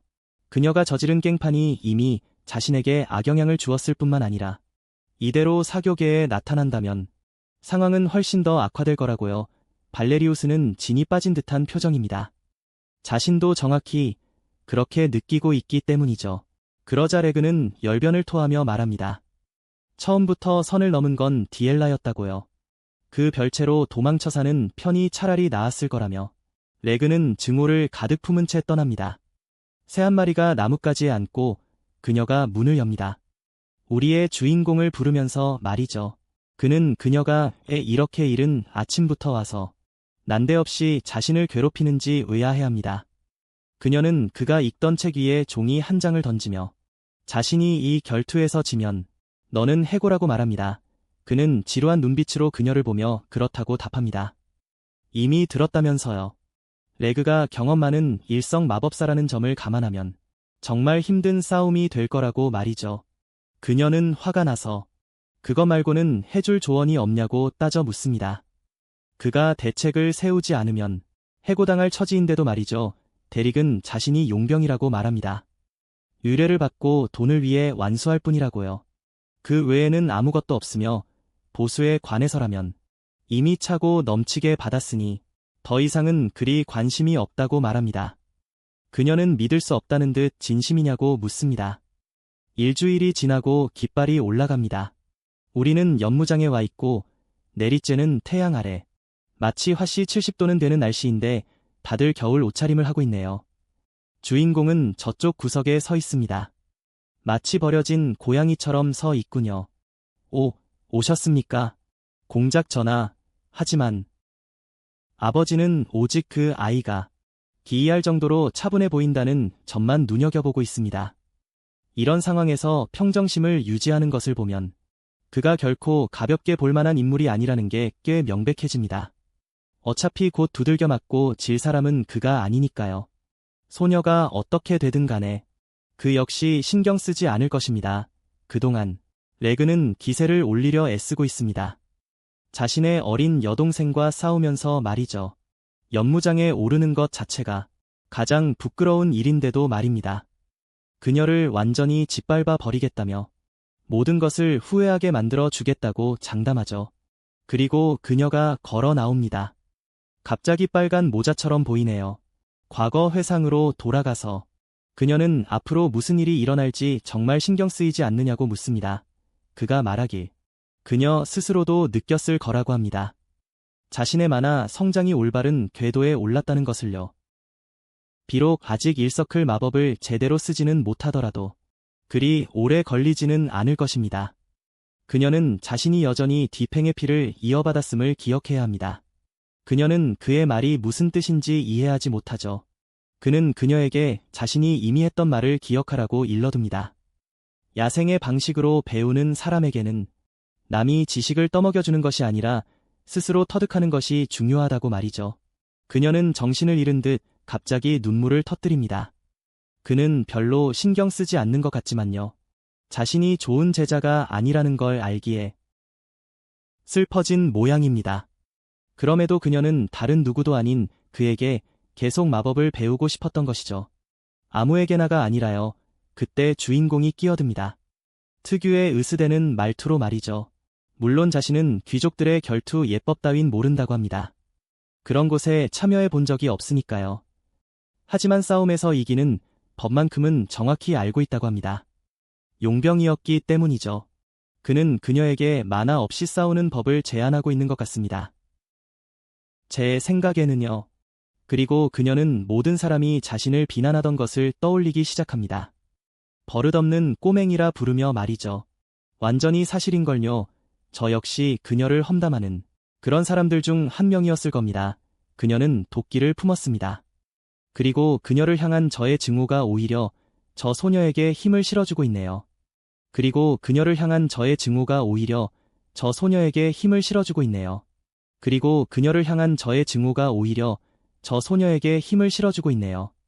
그리고 그녀를 향한 저의 증오가 오히려 저 소녀에게 힘을 실어주고 있네요. 그렇게 여기에 다다라 그녀는 빨간 망토 차림으로 나타납니다. 아마 무언가를 숨기고 있겠죠. 이야기는 전합니다. 오늘 그녀는 더 이상 디팽이 아니라고요. 그저 대릭의 제자일 뿐이었으며 자신만의 길을 걷는 마법사였습니다. 다음 장에서 커다란 깃발이 다시 치솟습니다. 그녀는 레그와 정면으로 마주섭니다. 딜런이 결투 선언을 시작합니다. 당연한 규칙, 두들겨 맞고 우는 쪽이 패배하는 법이죠. 시간 끌지 말고 당장 시작하겠습니다. 하지만 그 전에 보호 결계에 대한 설명을 들어야 합니다. 착용자가 치명적인 피해를 입기 직전에 작동하여 상대의 마법을 상쇄하는 장신구 말입니다. 귀족들이 결투할 때 쓰는 게 바로 저런 거군요. 주인공은 그저 귀족 노름을 하자고 저렇게 희귀한 것을 낭비할 줄은 상상도 못했습니다. 결계가 10분 동안 유지되니 레그는 그 전에 끝내고 싶어 합니다. 그리고 저기 있군요. 멋져 보이려고 여동생을 때리려는 녀석이 수많은 문자들을 뿜어냅니다. 저는 도통 이해할 수 없는 것들이네요. 그녀의 망토가 나부끼며 팔을 치켜듭니다. 작은 구체가 모여들고 레그는 아쉽게 생각합니다. 결국 그녀를 다시 그곳으로 돌려보내야 하니까요. 잘 가라, 디엘라. 그가 그녀를 향해 바람의 칼날을 날립니다. 그녀는 그저 가만히 서서 무언가를 합니다. 아무도 본 적 없는 행동을 말이죠. 옆으로 한 걸음 옮겨 깔끔하게 피해버립니다. 더 황당한 건 레그의 반응입니다. 내 공격을 어떻게 피한 거지? 하면서요. 그는 두 발을 더 날립니다. 하지만 이제 소녀는 마치 매트릭스에 나온 것처럼 움직입니다. 좌우로 미끄러지듯 피하면서요. 데릭은 레그에게 재능이 좀 있다는 걸 알아차립니다. 하지만 완전히 초짜처럼 싸우고 있네요. 그저 주문의 궤적을 꺾어서 어떻게든 맞추려고 엄청난 만화를 낭비하고 있으니까요. 그동안 디엘라는 그저 얼음 장벽들을 세우고 있을 뿐입니다. 레그는 가당치도 않은 잔꾀라며 비웃습니다. 구체 하나로 안 되면 어떻게 해야 할까요? 세 개를 소환하면 됩니다. 그것이 해결책이죠. 그는 단번에 그녀를 날려버리고 결투를 끝내려 합니다. 얼음벽 뒤에서 그녀는 주인공이 했던 말을 떠올립니다. 용병의 전투는 귀족의 전투와 다르다고요. 공정함이나 품격 따위는 없으며 오직 이기는 것만이 목표라고요. 목표는 승리하는 것이다. 그것은 당신이 훈련해온 방식과는 아무런 관련이 없고 그렇게 이기면 비난을 받을지도 모른다고요. 하지만 그것이 유일한 기회인데 원하느냐 원치 않느냐고 물었죠. 그녀는 원한다고 답했고 우리는 다시 빨간 망토의 시점으로 돌아옵니다. 레그는 계속해서 바람의 칼날 콤보를 날리지만 믿을 수 없게도 번번이 빗나갑니다. 이야기는 전합니다. 더 약한 힘을 가지고도 항상 승리하는 용병들이 존재한다고요. 왜냐하면 그들은 결투를 하는 게 아니라 전쟁을 하기 때문입니다. 레그는 계속해서 궤적을 바꾸지만 그녀는 계속해서 피하고 이야기는 전합니다. 전쟁을 겪어본 사람들은 살아남기 위해 전장을 포함한 모든 이점을 활용하는 법을 안다고요. 그들은 수단과 방법을 가리지 않았습니다. 상대의 방심을 이용하는 것까지 말이죠. 그의 또 다른 공격이 기둥을 강타합니다. 디엘라는 조금 지쳐가는 기색이고 레그는 갈수록 분노가 치밀어 오릅니다. 그러고는 이제 끝을 내기로 결심하죠. 그는 뒤쪽에서 회전하는 칼날을 날렸습니다. 그것이 정통으로 내리꽂히며 사방의 연기가 자욱해집니다. 주인공은 아무런 반응도 하지 않는데 어머니는 내 딸아 하며 비명을 지릅니다. 이게 다 당신 때문에 벌어진 일인 거 아시죠? 그녀는 당장 멈추라고 집사에게 소리칩니다. 아이가 죽게 생겼다면서요. 하지만 아버지는 그녀에게 앉으라고 말합니다. 아직 싸움은 끝나지 않았다며 말이죠. 그녀가 말하길 미친 소리라며 디엘라가 방금 마법을 정통으로 맞았다고 합니다. 그는 무사할 수밖에 없다고 말합니다. 그녀의 장신구가 작동하지 않았으니까요. 그러면서 그는 주인공을 지켜보고는 말합니다. 눈 하나 깜짝하지 않는다며 말이죠. 그런데 그가 등을 돌리고 서 있는데 그걸 어떻게 보는 걸까요? 아, 비스듬히 서 있었군요. 알겠습니다. 그는 주인공이 저토록 침착한 것에 감탄합니다. 무슨 대단한 계획이라도 있는 걸까요? 솔직히 뭐가 더 오글거리는지 모르겠네요. 공작이 주인공이 침착하다는 이유로 대단하다고 생각하는 것과 레그가 여동생을 이겨서 멋져 보이려고 애쓰는 것 중에서 말이죠. 레그는 그녀가 그 바람에 칼날을 맞았다고 확신합니다. 그런데 그녀가 어디로 갔는지 한눈을 판 사이에 그녀가 있는 곳을 보세요. 무대 아래로 뛰어내렸습니다. 하마터면 엉덩이가 뚫릴 뻔했네요. 생존 본능이 발동해 뒤로 물러선 것이죠. 그러고는 알아차립니다. 잠시만요. 그녀가 무대 아래에서 나를 공격하고 있잖아. 규칙상 무대 밖으로 벗어나면 지는 건데 말이죠. 내가 지는 거라 하지만 집사는 아니라고 합니다. 그녀는 여전히 연무장 안에 있습니다. 아래쪽의 경계선을 벗어나지 않는 한 여전히 유효하니까요. 레그는 깨닫습니다. 아무도 이런 비겁한 전투 방식에 익숙하지 않다는 것을요. 그리고 그는 너무 늦게 알아차렸습니다. 하마터면 거대한 얼음 가시 공격에 또 당할 뻔했으니까요. 얼음 화살이 사방으로 날아다닙니다. 그는 그녀가 계속 이렇게 나올 것임을 직감합니다. 저 아래에 있는 그녀를 맞출 수 없으니까요. 하지만 이건 명백히 굴욕적인 일입니다. 그녀는 귀족의 예법을 따르지 않고 있으니까요. 그가 구멍 속을 들여다보니 그녀가 저기 있습니다. 마치 작은 쥐새끼처럼 안에 웅크린 채로요. 그저 순수한 증오를 담아 그를 올려다보고 있습니다. 그는 어딘가에서 저 눈빛을 본 적이 있다고 생각합니다. 발레리우스가 대릭의 덜미를 잡았을 때 대릭이 지었던 그 침착한 표정과 똑같았죠. 그는 확신합니다. 자신의 여동생이 절대로 이런 계획을 짜냈을 리 없다고요. 이것은 이제 대릭의 전략입니다. 가문에서 가장 부끄러운 이 일원은 내숭 떠는 것을 그만두기로 결심하고 좋다고 말합니다. 자신도 관중석 위에서 이 게임에 어울려주겠다며 말이죠. 미레이유는 잠깐만요 하는 반응입니다. 디엘라가 저 먼지 가득한 더러운 곳인 무대 아래로 자신을 내던지다니요. 얘야, 도대체 뭘 하는 거냐? 이 결투를 당장 멈추어라. 지금 당장. 수치스럽구나. 그러자 시끄러우니 입 다물고 어떻게 되는지 지켜보자고 합니다. 저 아래에서 작은 노란 아르마딜로 같은 그녀는 그저 지켜보고 있습니다. 만화의 흐름을 말이죠. 레그는 위에서 또 다른 주문을 시전하려 하지만 하마터면 또 뒷덜미를 찔릴 뻔합니다.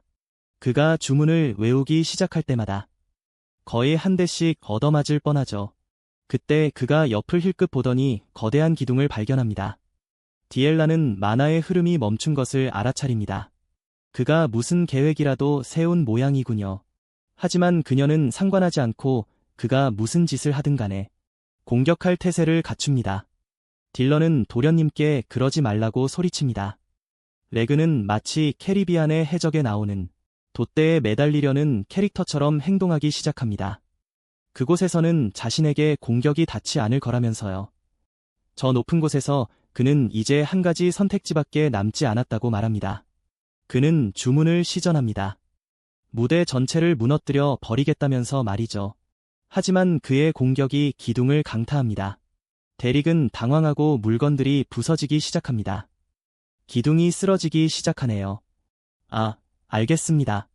기둥 전체를 무대 위로 무너뜨리려는 거군요. 잘하는 짓이네요. 여동생까지 죽이겠어요. 더 황당한 건 어머니는 레그만 걱정하고 있다는 겁니다. 네, 딸을 정말 끔찍이도 사랑하시네요. 연기와 먼지, 그리고 그 한가운데에서 그 쥐새끼 같은 얼굴을 볼 수 있습니다.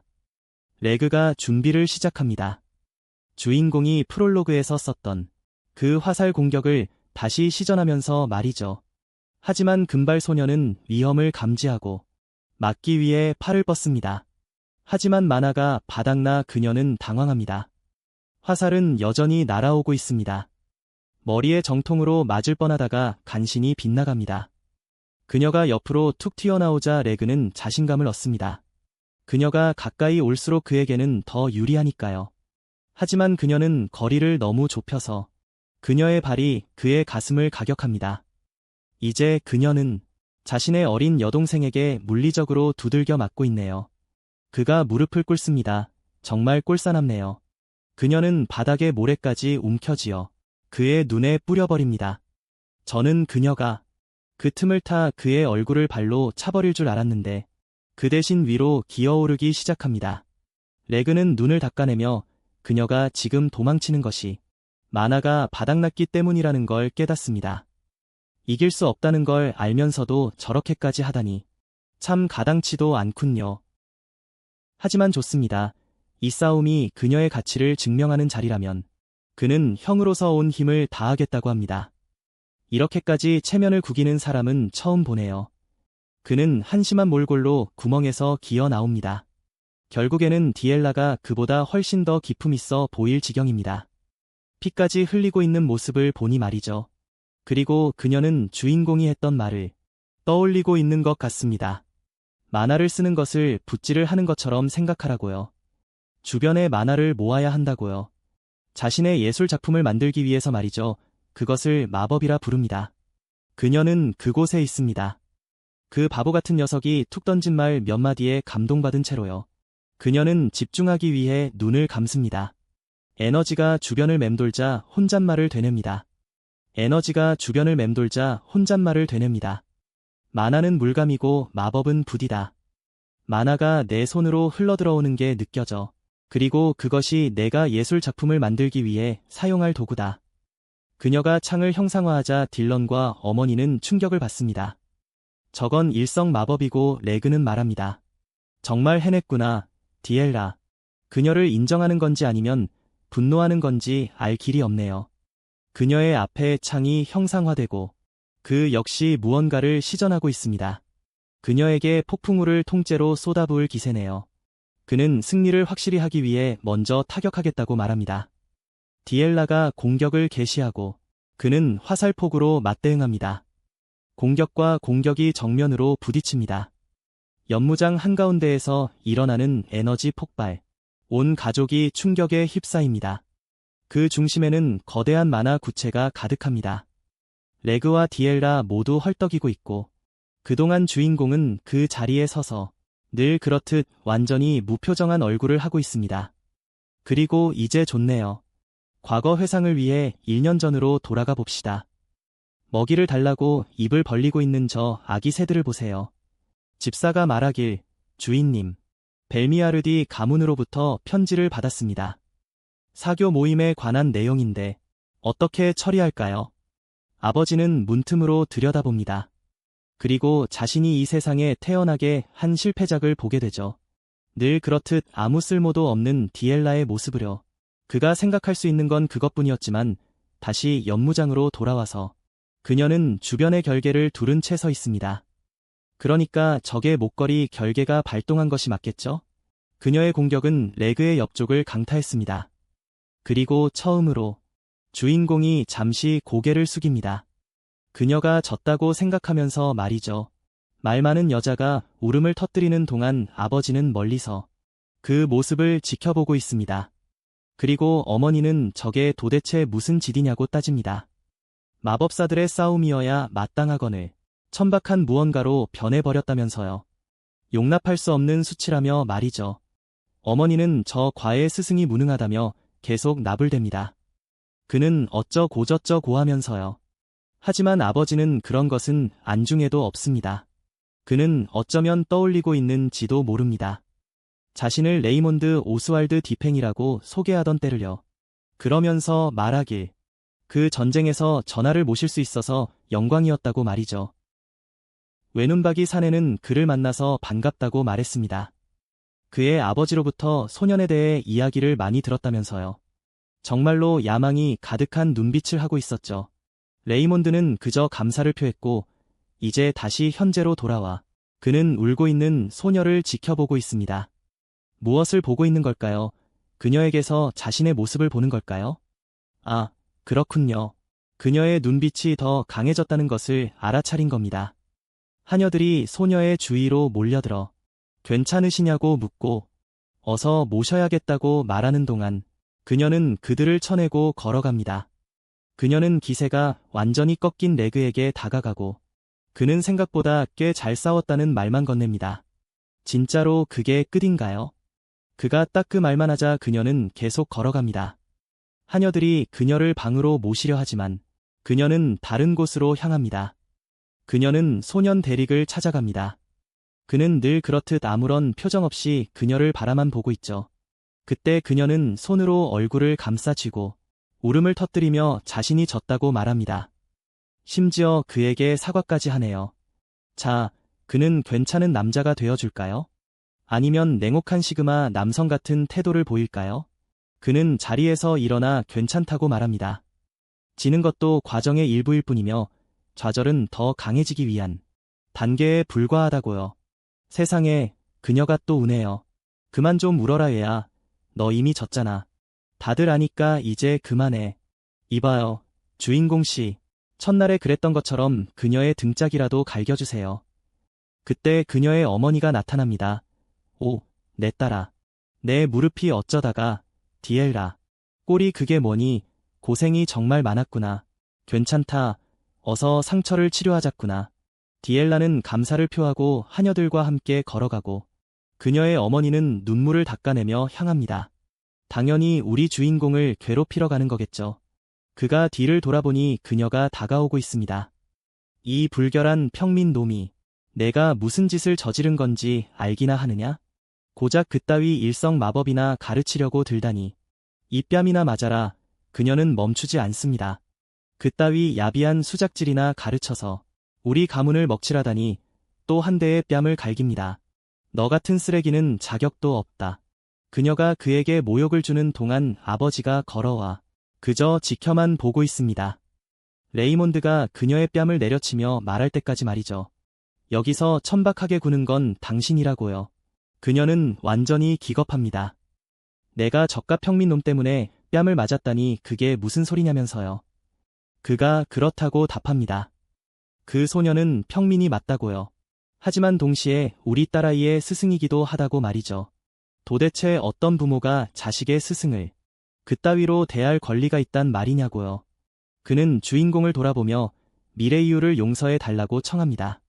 왜냐하면 이 세상 모든 이들에게는 저마다 자식을 향한 사랑을 표현하는 방식이 따로 있는 법이니까요. 주인공은 여전히 뺨이 화끈거리는 채로 별일 아니라고 말합니다. 레이몬드는 뒤를 돌아보며 말하죠. 그렇다면 단둘이 나눌 이야기가 있다고요. 미레이유가 분노에 찬 채 서 있는 동안 두 사람은 걸어나갑니다. 당연히 아버지의 집무실이겠죠.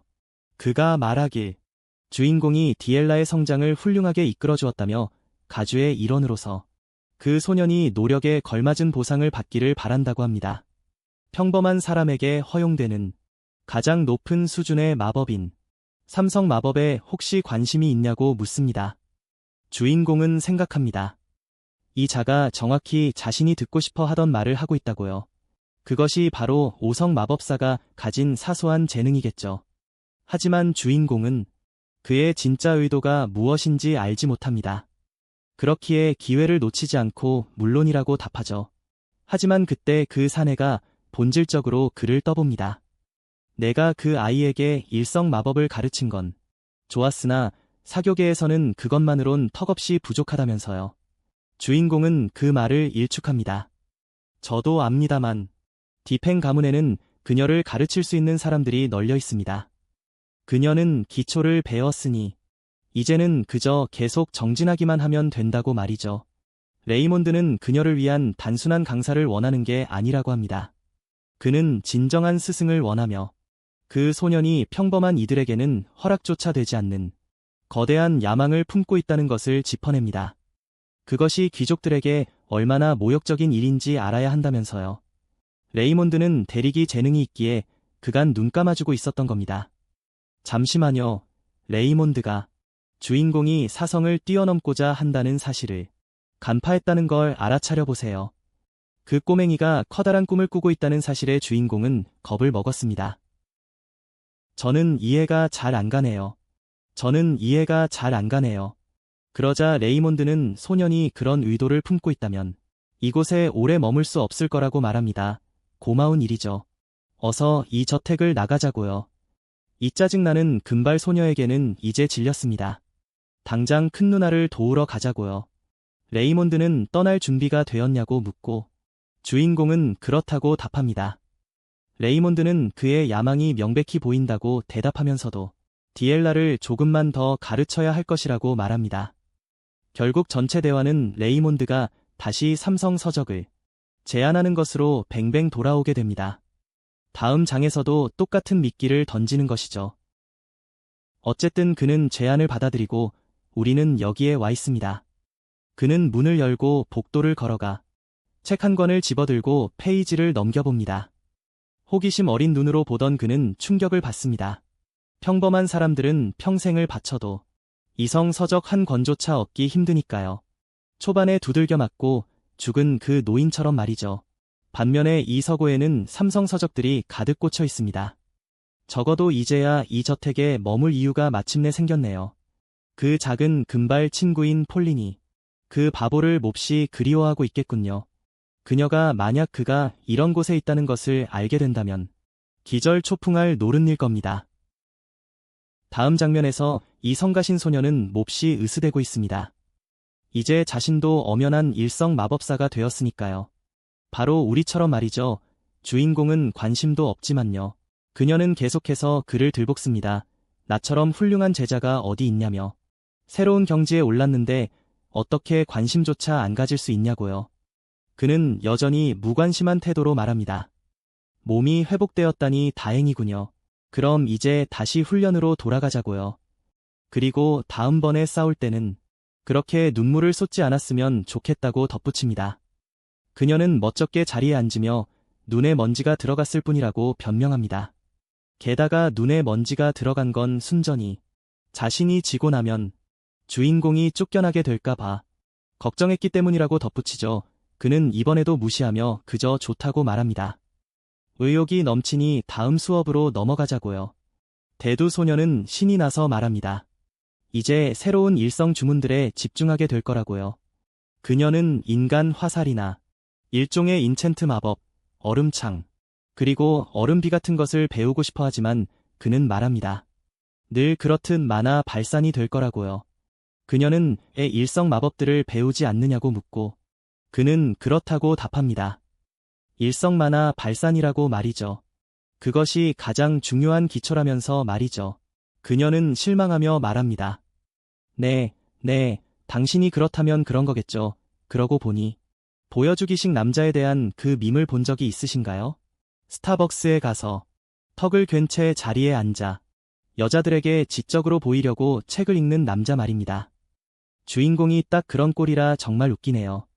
전에는 그녀가 그에게 물을 뿌리고 모욕하곤 했었는데 지금은 아주 고분고분해졌습니다. 그래도 나름대로 활기찬 모습으로 그가 다음 단계라고 하니 어쩔 수 없다며 연습하겠다고 하고 실제로 그렇게 합니다. 밤이 깊어가고 그녀는 기진맥진합니다. 그는 앞으로 그녀가 정말 바빠질 거라는 이야기를 들었다고 말하죠. 세르게이가 말하길 이제 그녀도 귀족 수업을 받게 될 거라고 합니다. 예법 같은 것들 말이죠. 그는 일성에 도달했으니 이제 신이 나야 마땅하다고 합니다.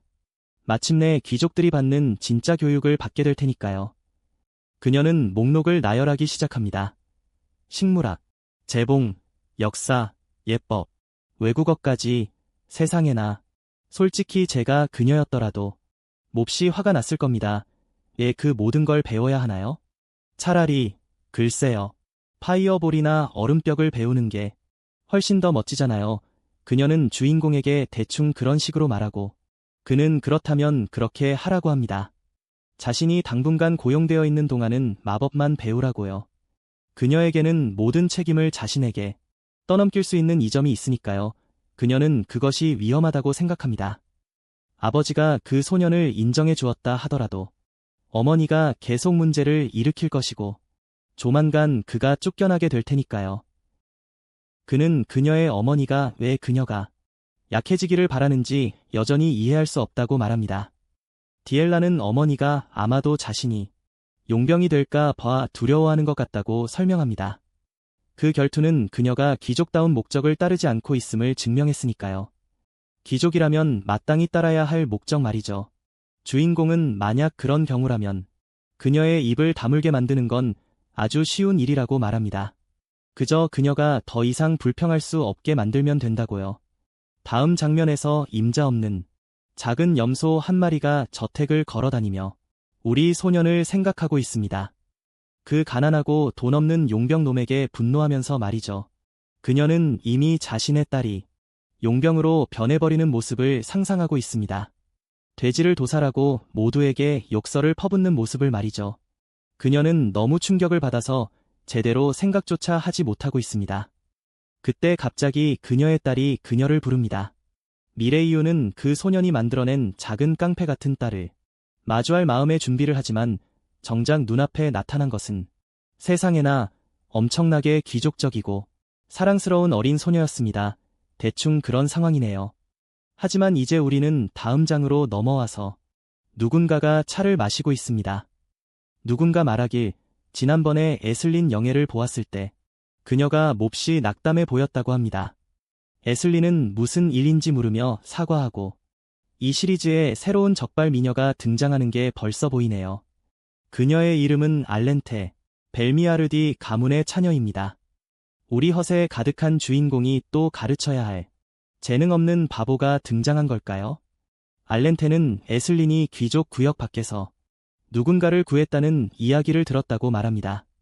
에슬린은 아주 다정한 표정으로 그렇다고 설명하죠. 여동생을 위한 과외 스승을 찾으러 갔었다면서요. 알렌테는 그것이 이상하다고 생각합니다. 그녀가 직접 스승을 찾아 나섰다니 말이죠. 도대체 어떤 사람이길래 그녀가 직접 그 먼 곳까지 발걸음을 했단 말인가요? 하지만 누가 알았겠습니까? 세상에나. 저기 백발의 디엘라 버전도 있네요. 벨테스 가문의 차녀인 데니스입니다.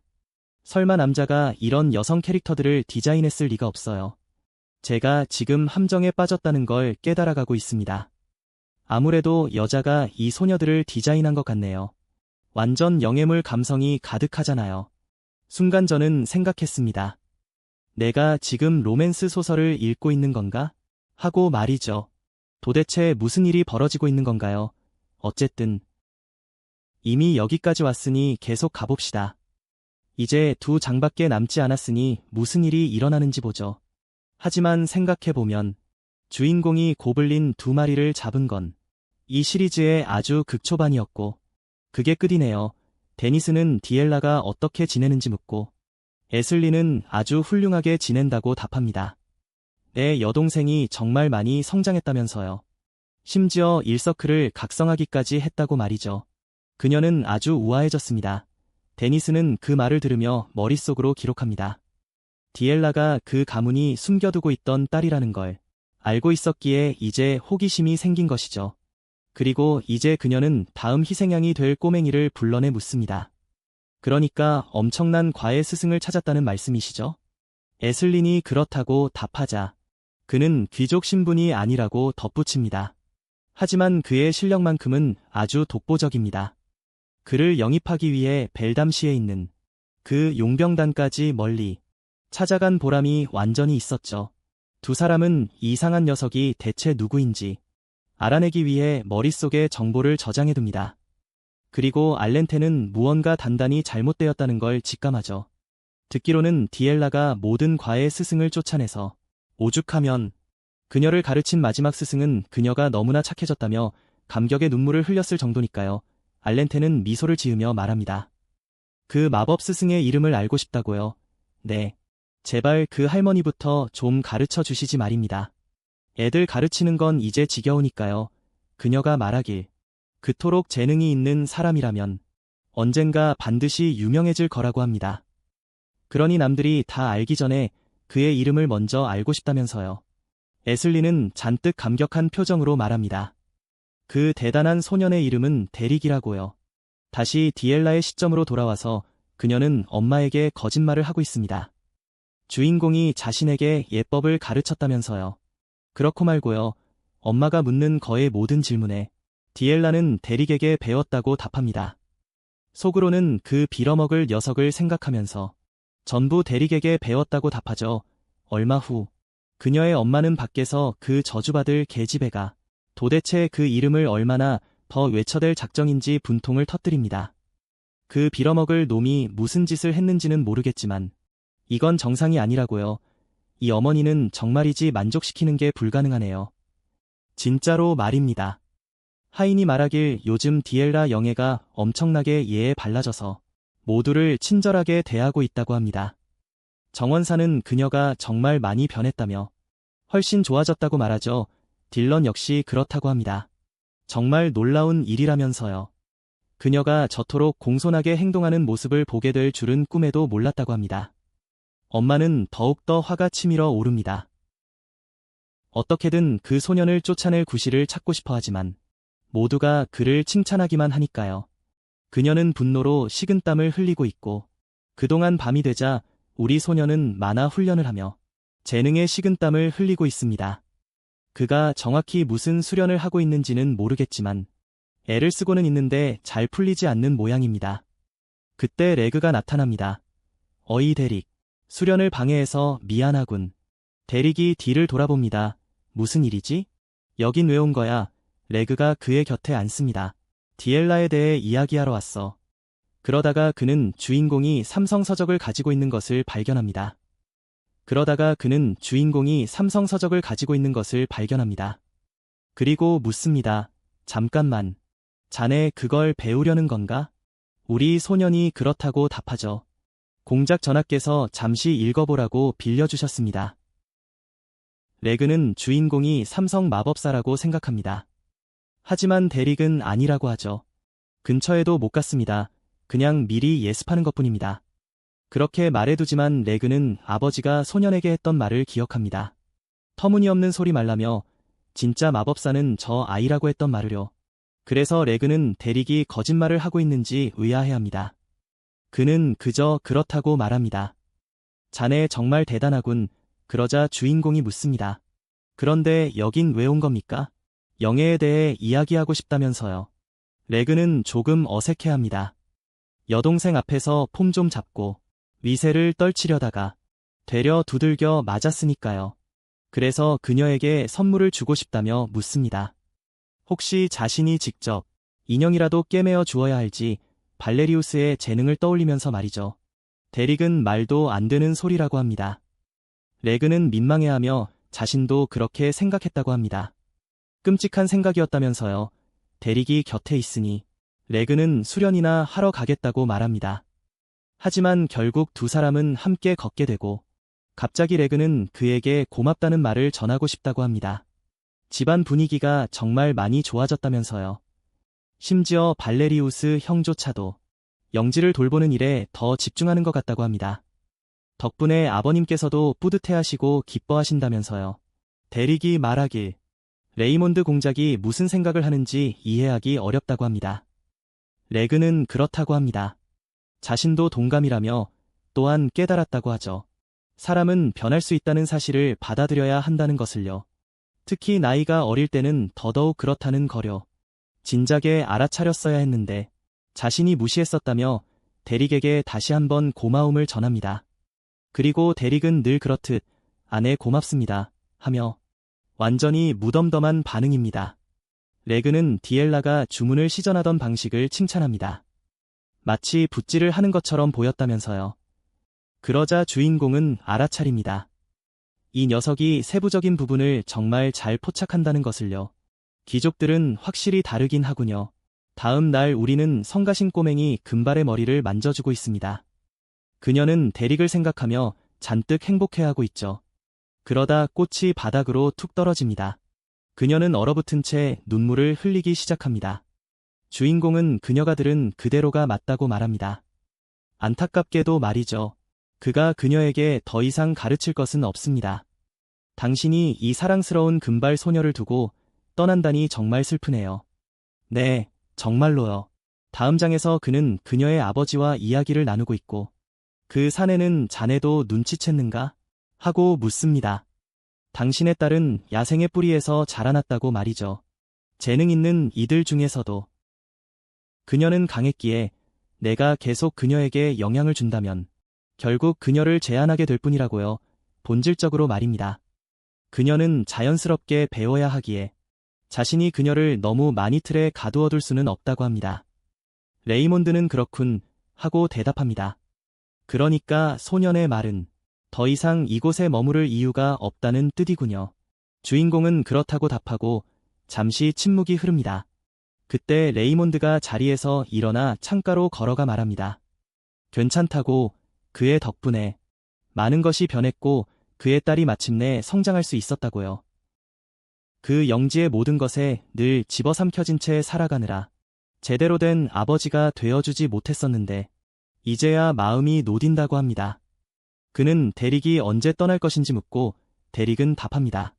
다음번에 에슬린이 찾아올 때 그녀의 마차를 얻어 타고 가겠다고요. 레이몬드는 단 1초도 주저하지 않고 말합니다. 서고 열쇠를 돌려주게나. 이제 주인공은 알겠습니다. 하며 그것과 마도서들도 함께 반납하겠다고 합니다. 하지만 기이하게도 레이몬드는 그럴 필요 없다고 말합니다. 그는 오직 열쇠만을 원할 뿐이죠. 주인공은 생각합니다. 이상하다고요. 레이몬드가 자신에게 마도서를 계속 가지게 해주다니 말이죠. 솔직히 저도 그렇게 생각합니다. 그러고는 레이몬드가 이제 가봐도 좋다고 말합니다. 주인공은 긴 말을 하지 않고 그에게 감사를 표한 뒤 그게 끝입니다. 복도를 걸어가던 도중 그는 다시 디엘라와 마주치게 됩니다. 그녀는 난데없이 나타나더니 이제는 또 난데없이 떠나버리는 거냐며 따집니다. 그는 어쩔 수 없는 일이라고 말하죠. 그녀는 잔뜩 슬퍼하며 그에게 그저 묻습니다. 제발 가지 말고 조금만 더 머물러 달라고요. 하지만 주인공은 한 걸음 더 다가가 마치 키가 6미터는 되는 것처럼 몸을 낮춰 창문과 거의 눈높이를 맞춘 채로 자신은 늘 살아왔던 용병의 삶으로 돌아가야 한다고 말합니다. 자신은 계속해서 마법을 탐구할 것이며 그녀 역시 그녀만의 마법을 계속 공부해야 한다고 말이죠. 그리고 귀족 사회에서 입지를 다지라고 말이죠. 어쩌면 언젠가 그들은 다시 만나게 될지도 모릅니다. 그리고 만약 그가 더 강해진다면 그때는 그녀에게 새로운 것을 가르쳐 줄 수 있을지도 모르죠. 그녀는 슬퍼하지만 늘 그렇듯 그의 말이 맞다는 것을 인정합니다. 하지만 밤이 되자 그 산소나 낭비하는 골칫덩어리는 침대에서 비참해하고 있습니다. 해설자의 귀족들로부터 당했던 수모를 떠올리면서 말이죠. 모두가 넌 디팽의 수치라며 몰아세웁니다. 맙서사 그녀는 몸을 떨며 벌떡 깨어납니다. 하녀가 달려와 무슨 일이냐고 묻죠. 디엘라는 하녀에게 히스테리를 부릴까 생각하기 시작합니다. 일부러 못되게 굴어서 어쩌면 대릭을 붙잡을 수 있을지도 모르니까요. 하녀는 계속 괜찮으시냐고 묻고 디엘라는 아니라고 답합니다. 더 이상 그 누구도 부당하게 대하지 않겠다는 뜻이었죠. 오, 와우. 인물상의 발전이 있었네요. 다음으로 넘어가서 다음 장면에서 그들은 큰 누나의 마차에 도착합니다. 그녀는 태워주겠다고 하며 이제 떠나자고 합니다. 주인공은 뒤를 돌아보고 특권을 타고난다는 것이 무엇을 의미하는지 보게 됩니다. 5명의 광대들이 그를 쳐다보고 있네요. 발레리우스는 정말로 떠나는 거냐고 묻습니다. 레그는 그가 여기서 한 일이 결코 쉽지 않은 일이었다고 말합니다. 그가 많은 것을 바꾸어 놓았으니까요. 우리 소녀는 그들에게 감사를 표합니다. 그러고는 또 다른 광대를 발견하죠. 팔짱을 낀 채 노려보며 서 있는 그녀를요. 그가 아무런 반응도 하지 않자 그녀는 알아차립니다. 그가 자신이 울며 떠나지 말라고 매달리기를 기다리고 있다는 것을요. 그런 일은 절대 일어날 리 없었습니다. 주인공은 마치 자신이 70세 노인인 것처럼 행동하고 있네요. 누가 작가에게 좀 말해줘요. 환생한 할아버지를 쓴 게 아니라고 말이죠. 이 녀석은 어른스러운 척하는 걸 참 좋아합니다. 말하길. 당신을 가르칠 수 있어서 영광이었습니다. 디엘라 영애, 감히 당신의 스승이라 자처할 수는 없겠으나 부디 좋은 스승이었기를 바랍니다. 입 좀 다물어봐요. 그녀는 마치 당장 꺼져버려, 이 냄새나는 괴짜놈아 하는 눈빛입니다. 그는 침묵을 지키고 그녀는 쳐다봅니다. 그러고는 어색하게 고개를 돌리며 말하죠. 위험한 짓 하다가 다치지나 말라고요. 자신이 바라는 건 오직 그것뿐이라면서 말이죠. 그래요, 데릭 씨. 가서 위험한 짓이나 하세요. 드래곤이라도 사냥하러 가서 좀 다쳐오라고요. 그는 그녀에게도 몸조심하라고 말합니다. 하지만 그녀는 자신은 성인이니 알아서 잘할 수 있다고 하죠. 그는 자신 역시 똑같은 말을 했던 것을 떠올립니다. 그러고는 자신의 키가 작은 스승이었던 카티아가 자신을 꼭 껴안아주며 앞으로 할 말에 대해 잘 생각해보라고 했던 것을 떠올립니다. 왜냐하면 지금 그 말을 고스란히 돌려줄 참이니까요. 서둘러 어른이 될 필요는 전혀 없다는 말이죠. 디엘라는 눈물이 그렁그렁해진 채 누그러져서는 그를 부르며 작별의 손을 흔듭니다. 어쨌든 완전히 감상에 젖었네요. 제가 그를 시궁창 쥐라고 깎아내렸었지만 이것 보세요. 우리가 다시 돌아왔습니다. 바닥에 떨어진 라따투이 같네요. 우리는 앱스테인의 상업지구에 와 있습니다. 쾅 하고 누군가 얼굴을 얻어맞습니다. 주인공이 술집 안으로 걸어 들어갑니다. 사내들이 웃어대고 있네요. 누군가를 죽음으로 몰아넣은 이야기를 나누면서 말이죠. 그게 누구겠습니까? 폴린이 그를 향해 미소 짓고 있고 그 역시 마주 미소 지어 보입니다. 다음 장면에서 그들은 무언가를 들여다보고 있습니다. 이게 12성 마도서라도 되냐는 듯이요. 그러자 주인공이 나섭니다. 예의를 좀 갖추시지. 이건 무려 3성 마도서라고. 그들은 장난하냐는 반응입니다. 그가 거짓말을 하고 있으며 공작에게서 훔쳐온 거라고 생각하죠. 주인공은 아니라고 합니다. 선물로 받은 거라고요. 그러자 폴리는 말도 안 된다며 이 자식이 이제 거짓말까지 한다고 생각합니다. 고작 과외 강사였다고 해서 3성 마도서를 덥석 내줄 리가 없으니까요. 아무래도 그가 전말을 다 이야기한 모양이군요. 이미 밤이 깊었기 때문인지 말이죠. 주인공은 혹시 들어온 의뢰가 있는지 묻습니다. 무슨 임무라도 있냐면서요. 제이든이 답합니다. 너 제정신이냐? 방금 돌아와 놓고 벌써 일거리를 찾는 거냐고요. 그는 가벼운 토벌 임무를 원한다고 말합니다. 감각이 무뎌지고 있다면서요. 며칠 동안 꼬맹이들 책이나 읽어주며 점잖은 척을 해야 했으니까요. 제이든이 말하길. 정 그렇다면 기억해 두라고 합니다. 이 근처는 늘 마법사가 부족하다는 것을요. 당연히 일거리는 널려 있죠. 데릭은 완벽하다며. 내일 다시 오겠다고 합니다. 다음 장면. 마차에 탄 폴린과 그녀의 뒤로 다가오는 오크. 하지만 오크는 이미 바닥에 쓰러져 죽어 있습니다. 그러고는 거미들을 죽이러 갑니다. 귀족 영애가 울고불고 드레스를 입고 돌아다니며 차를 마실 때는 35컷이나 할애해 주더니 정작 주인공이 밖으로 나와 거미들을 사냥하고 죽일 때는 단 2컷으로 요약해 버리는군요.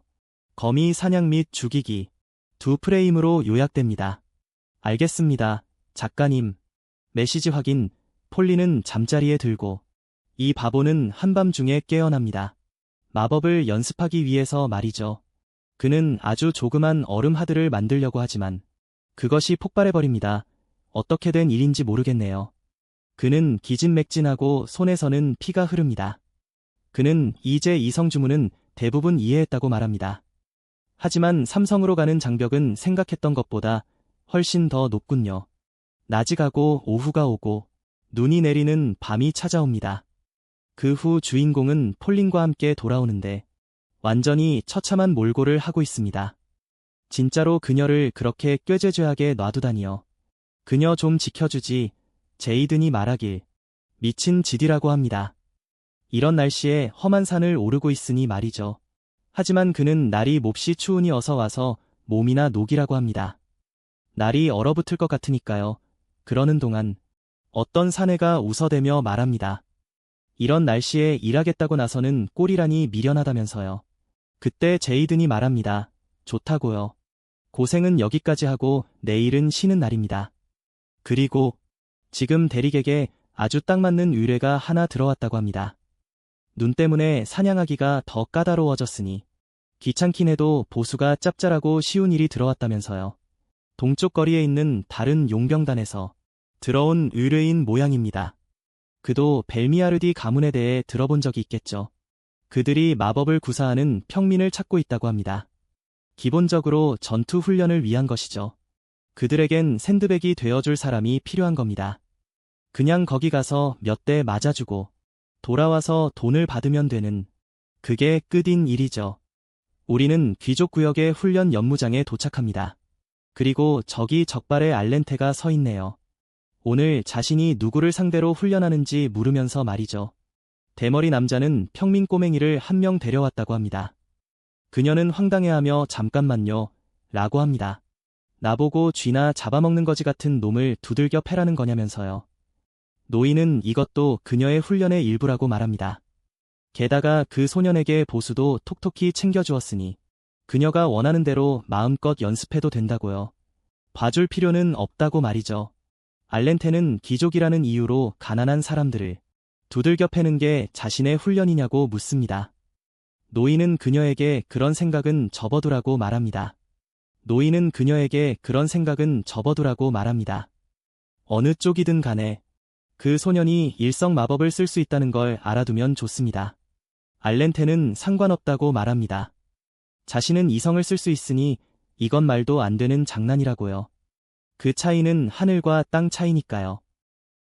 그 터프한 소녀가 장화를 신는 동안 누군가가 다가옵니다. 그래요. 파이어볼이나 한 대 맞게 그 거만한 얼굴로 이리 와보시죠. 잠깐만요. 그녀가 묻습니다. 내가 오늘 와서 두들겨 맞을 그 평민이냐고요. 그가 공손하게 일어섭니다. 그렇습니다. 제 이름은 데릭입니다. 그녀는 자신을 알렌테라고 소개하죠. 속으로는 어디선가 그 이름을 들어본 적이 있다고 생각하면서요. 대머리 남자는 그들에게 연무장 안으로 들어가라고 이르고 그녀는 그가 자신보다 어려 보인다고 생각하며 의아해합니다.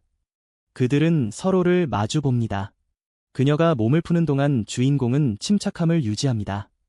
그녀는 그가 적어도 기초적인 마법 결투 예법은 알고 있느냐고 묻습니다. 그는 기본에는 익숙하다고 답하죠. 그녀가 좋다고 합니다. 그렇다면 할 수 있는 한 최대한 버텨보라고요. 자신은 최대한 빨리 끝내주겠다면서 말이죠.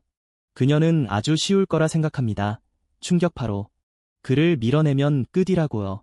하지만 그때 주인공이 가볍게 아우라를 끌어올립니다. 제가 얼마나 버텨주기를 원하시는지 말씀해 주시면 거기에 맞추겠습니다.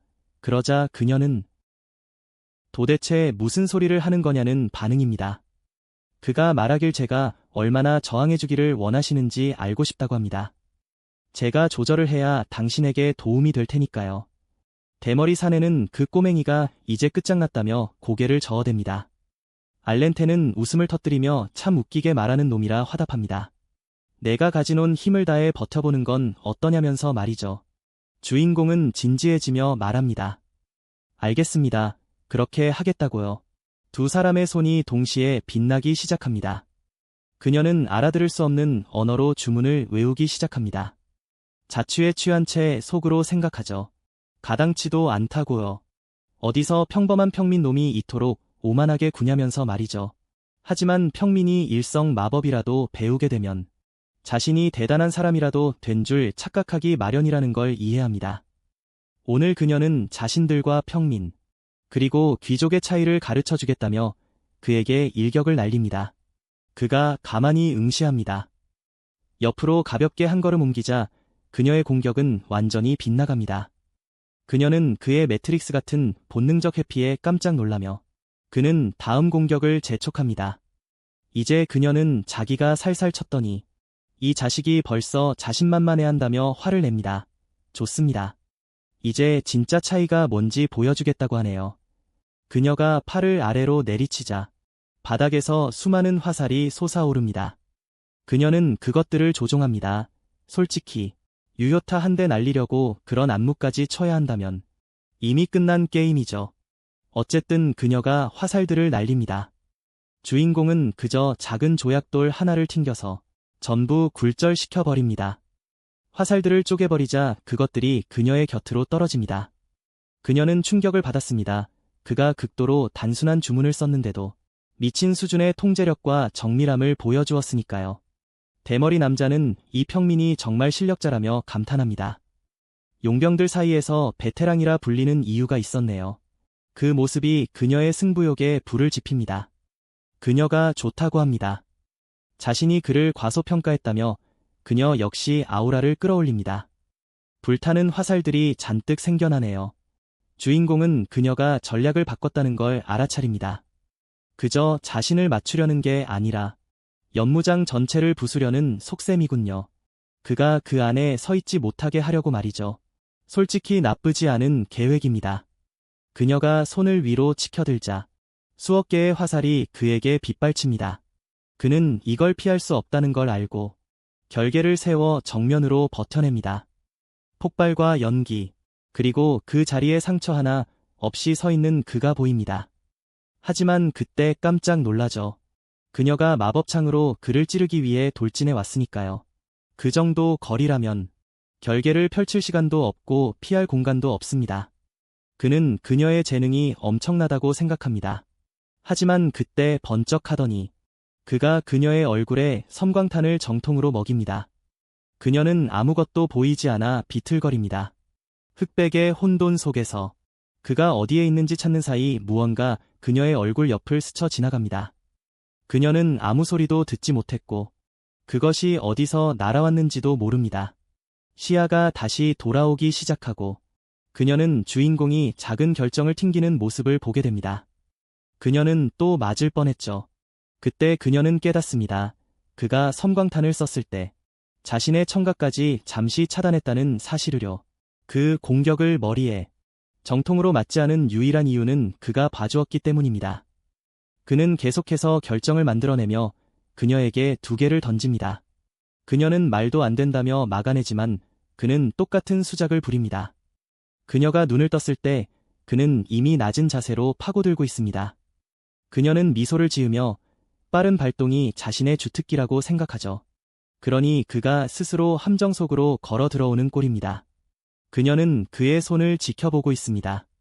무언가 형상화되기를 기다렸다가 바로 반응하기 위해서 말이죠. 하지만 그가 발을 디디자 그녀는 한 걸음 물러섭니다. 정작 발동한 것은 그의 발이었습니다. 그의 장화 아래에서 벼락이 터져 나옵니다. 그녀는 그의 손에만 너무 정신이 팔려 있었죠. 그의 발을 주시하는 것을 깜빡한 겁니다. 그녀는 벼락을 정통으로 맞을 뻔했습니다. 간신히 방어해냈지만 뒤로 날아가 버립니다. 대머리 남자는 기겁합니다. 이 꼬맹이는 무언가 특이한 구석이 있습니다. 아주 거친 방식으로 싸우는군요. 일반적인 규칙을 따르는 이들은 이에 반응조차 할 수 없습니다. 주인공은 그 적발의 소녀를 만난 지 얼마 되지도 않아 벌써 그녀를 바닥에 쓰러뜨려 헐떡이게 만듭니다. 그녀는 그가 흥미롭다고 말합니다. 적어도 늘 그렇듯 그는 아무런 반응을 보이지 않지만요. 이제 그녀는 다가와 솔직히 말하겠다고 합니다. 그가 그저 그런 실력자인 줄 알았다고요. 말만 번지르르 하고 알맹이는 없는 사람인 줄 알았다고 말이죠. 하지만 진실을 보게 되었다며 고개를 숙여 말합니다. 그가 자신에게 흥미로운 것들을 보여주었다며 감사를 표하고 싶다고요. 아, 참 교활하기도 하네요. 그렇게 말하면서 발을 구르며 번개를 보냅니다. 하지만 보여주기식 우리 소년에게서 기세를 빼앗으려 들지 마세요. 그는 그저 팔을 뻗어서 그녀의 번개를 그대로 그녀에게 되돌려줄 뿐이니까요. 당신이 옆으로 비껴서며 한눈을 파는 사이 그가 다시 다가와 눈길을 주며 도움이 되는 이 영상의 좋아요를 눌러달라고 하는 것 같네요. 마모루가 시청자들을 위해 더 흥미진진한 콘텐츠를 만들 수 있도록 말이죠. 새침한 종 모양의 알림 설정을 켜주시고 전 이만 물러갑니다.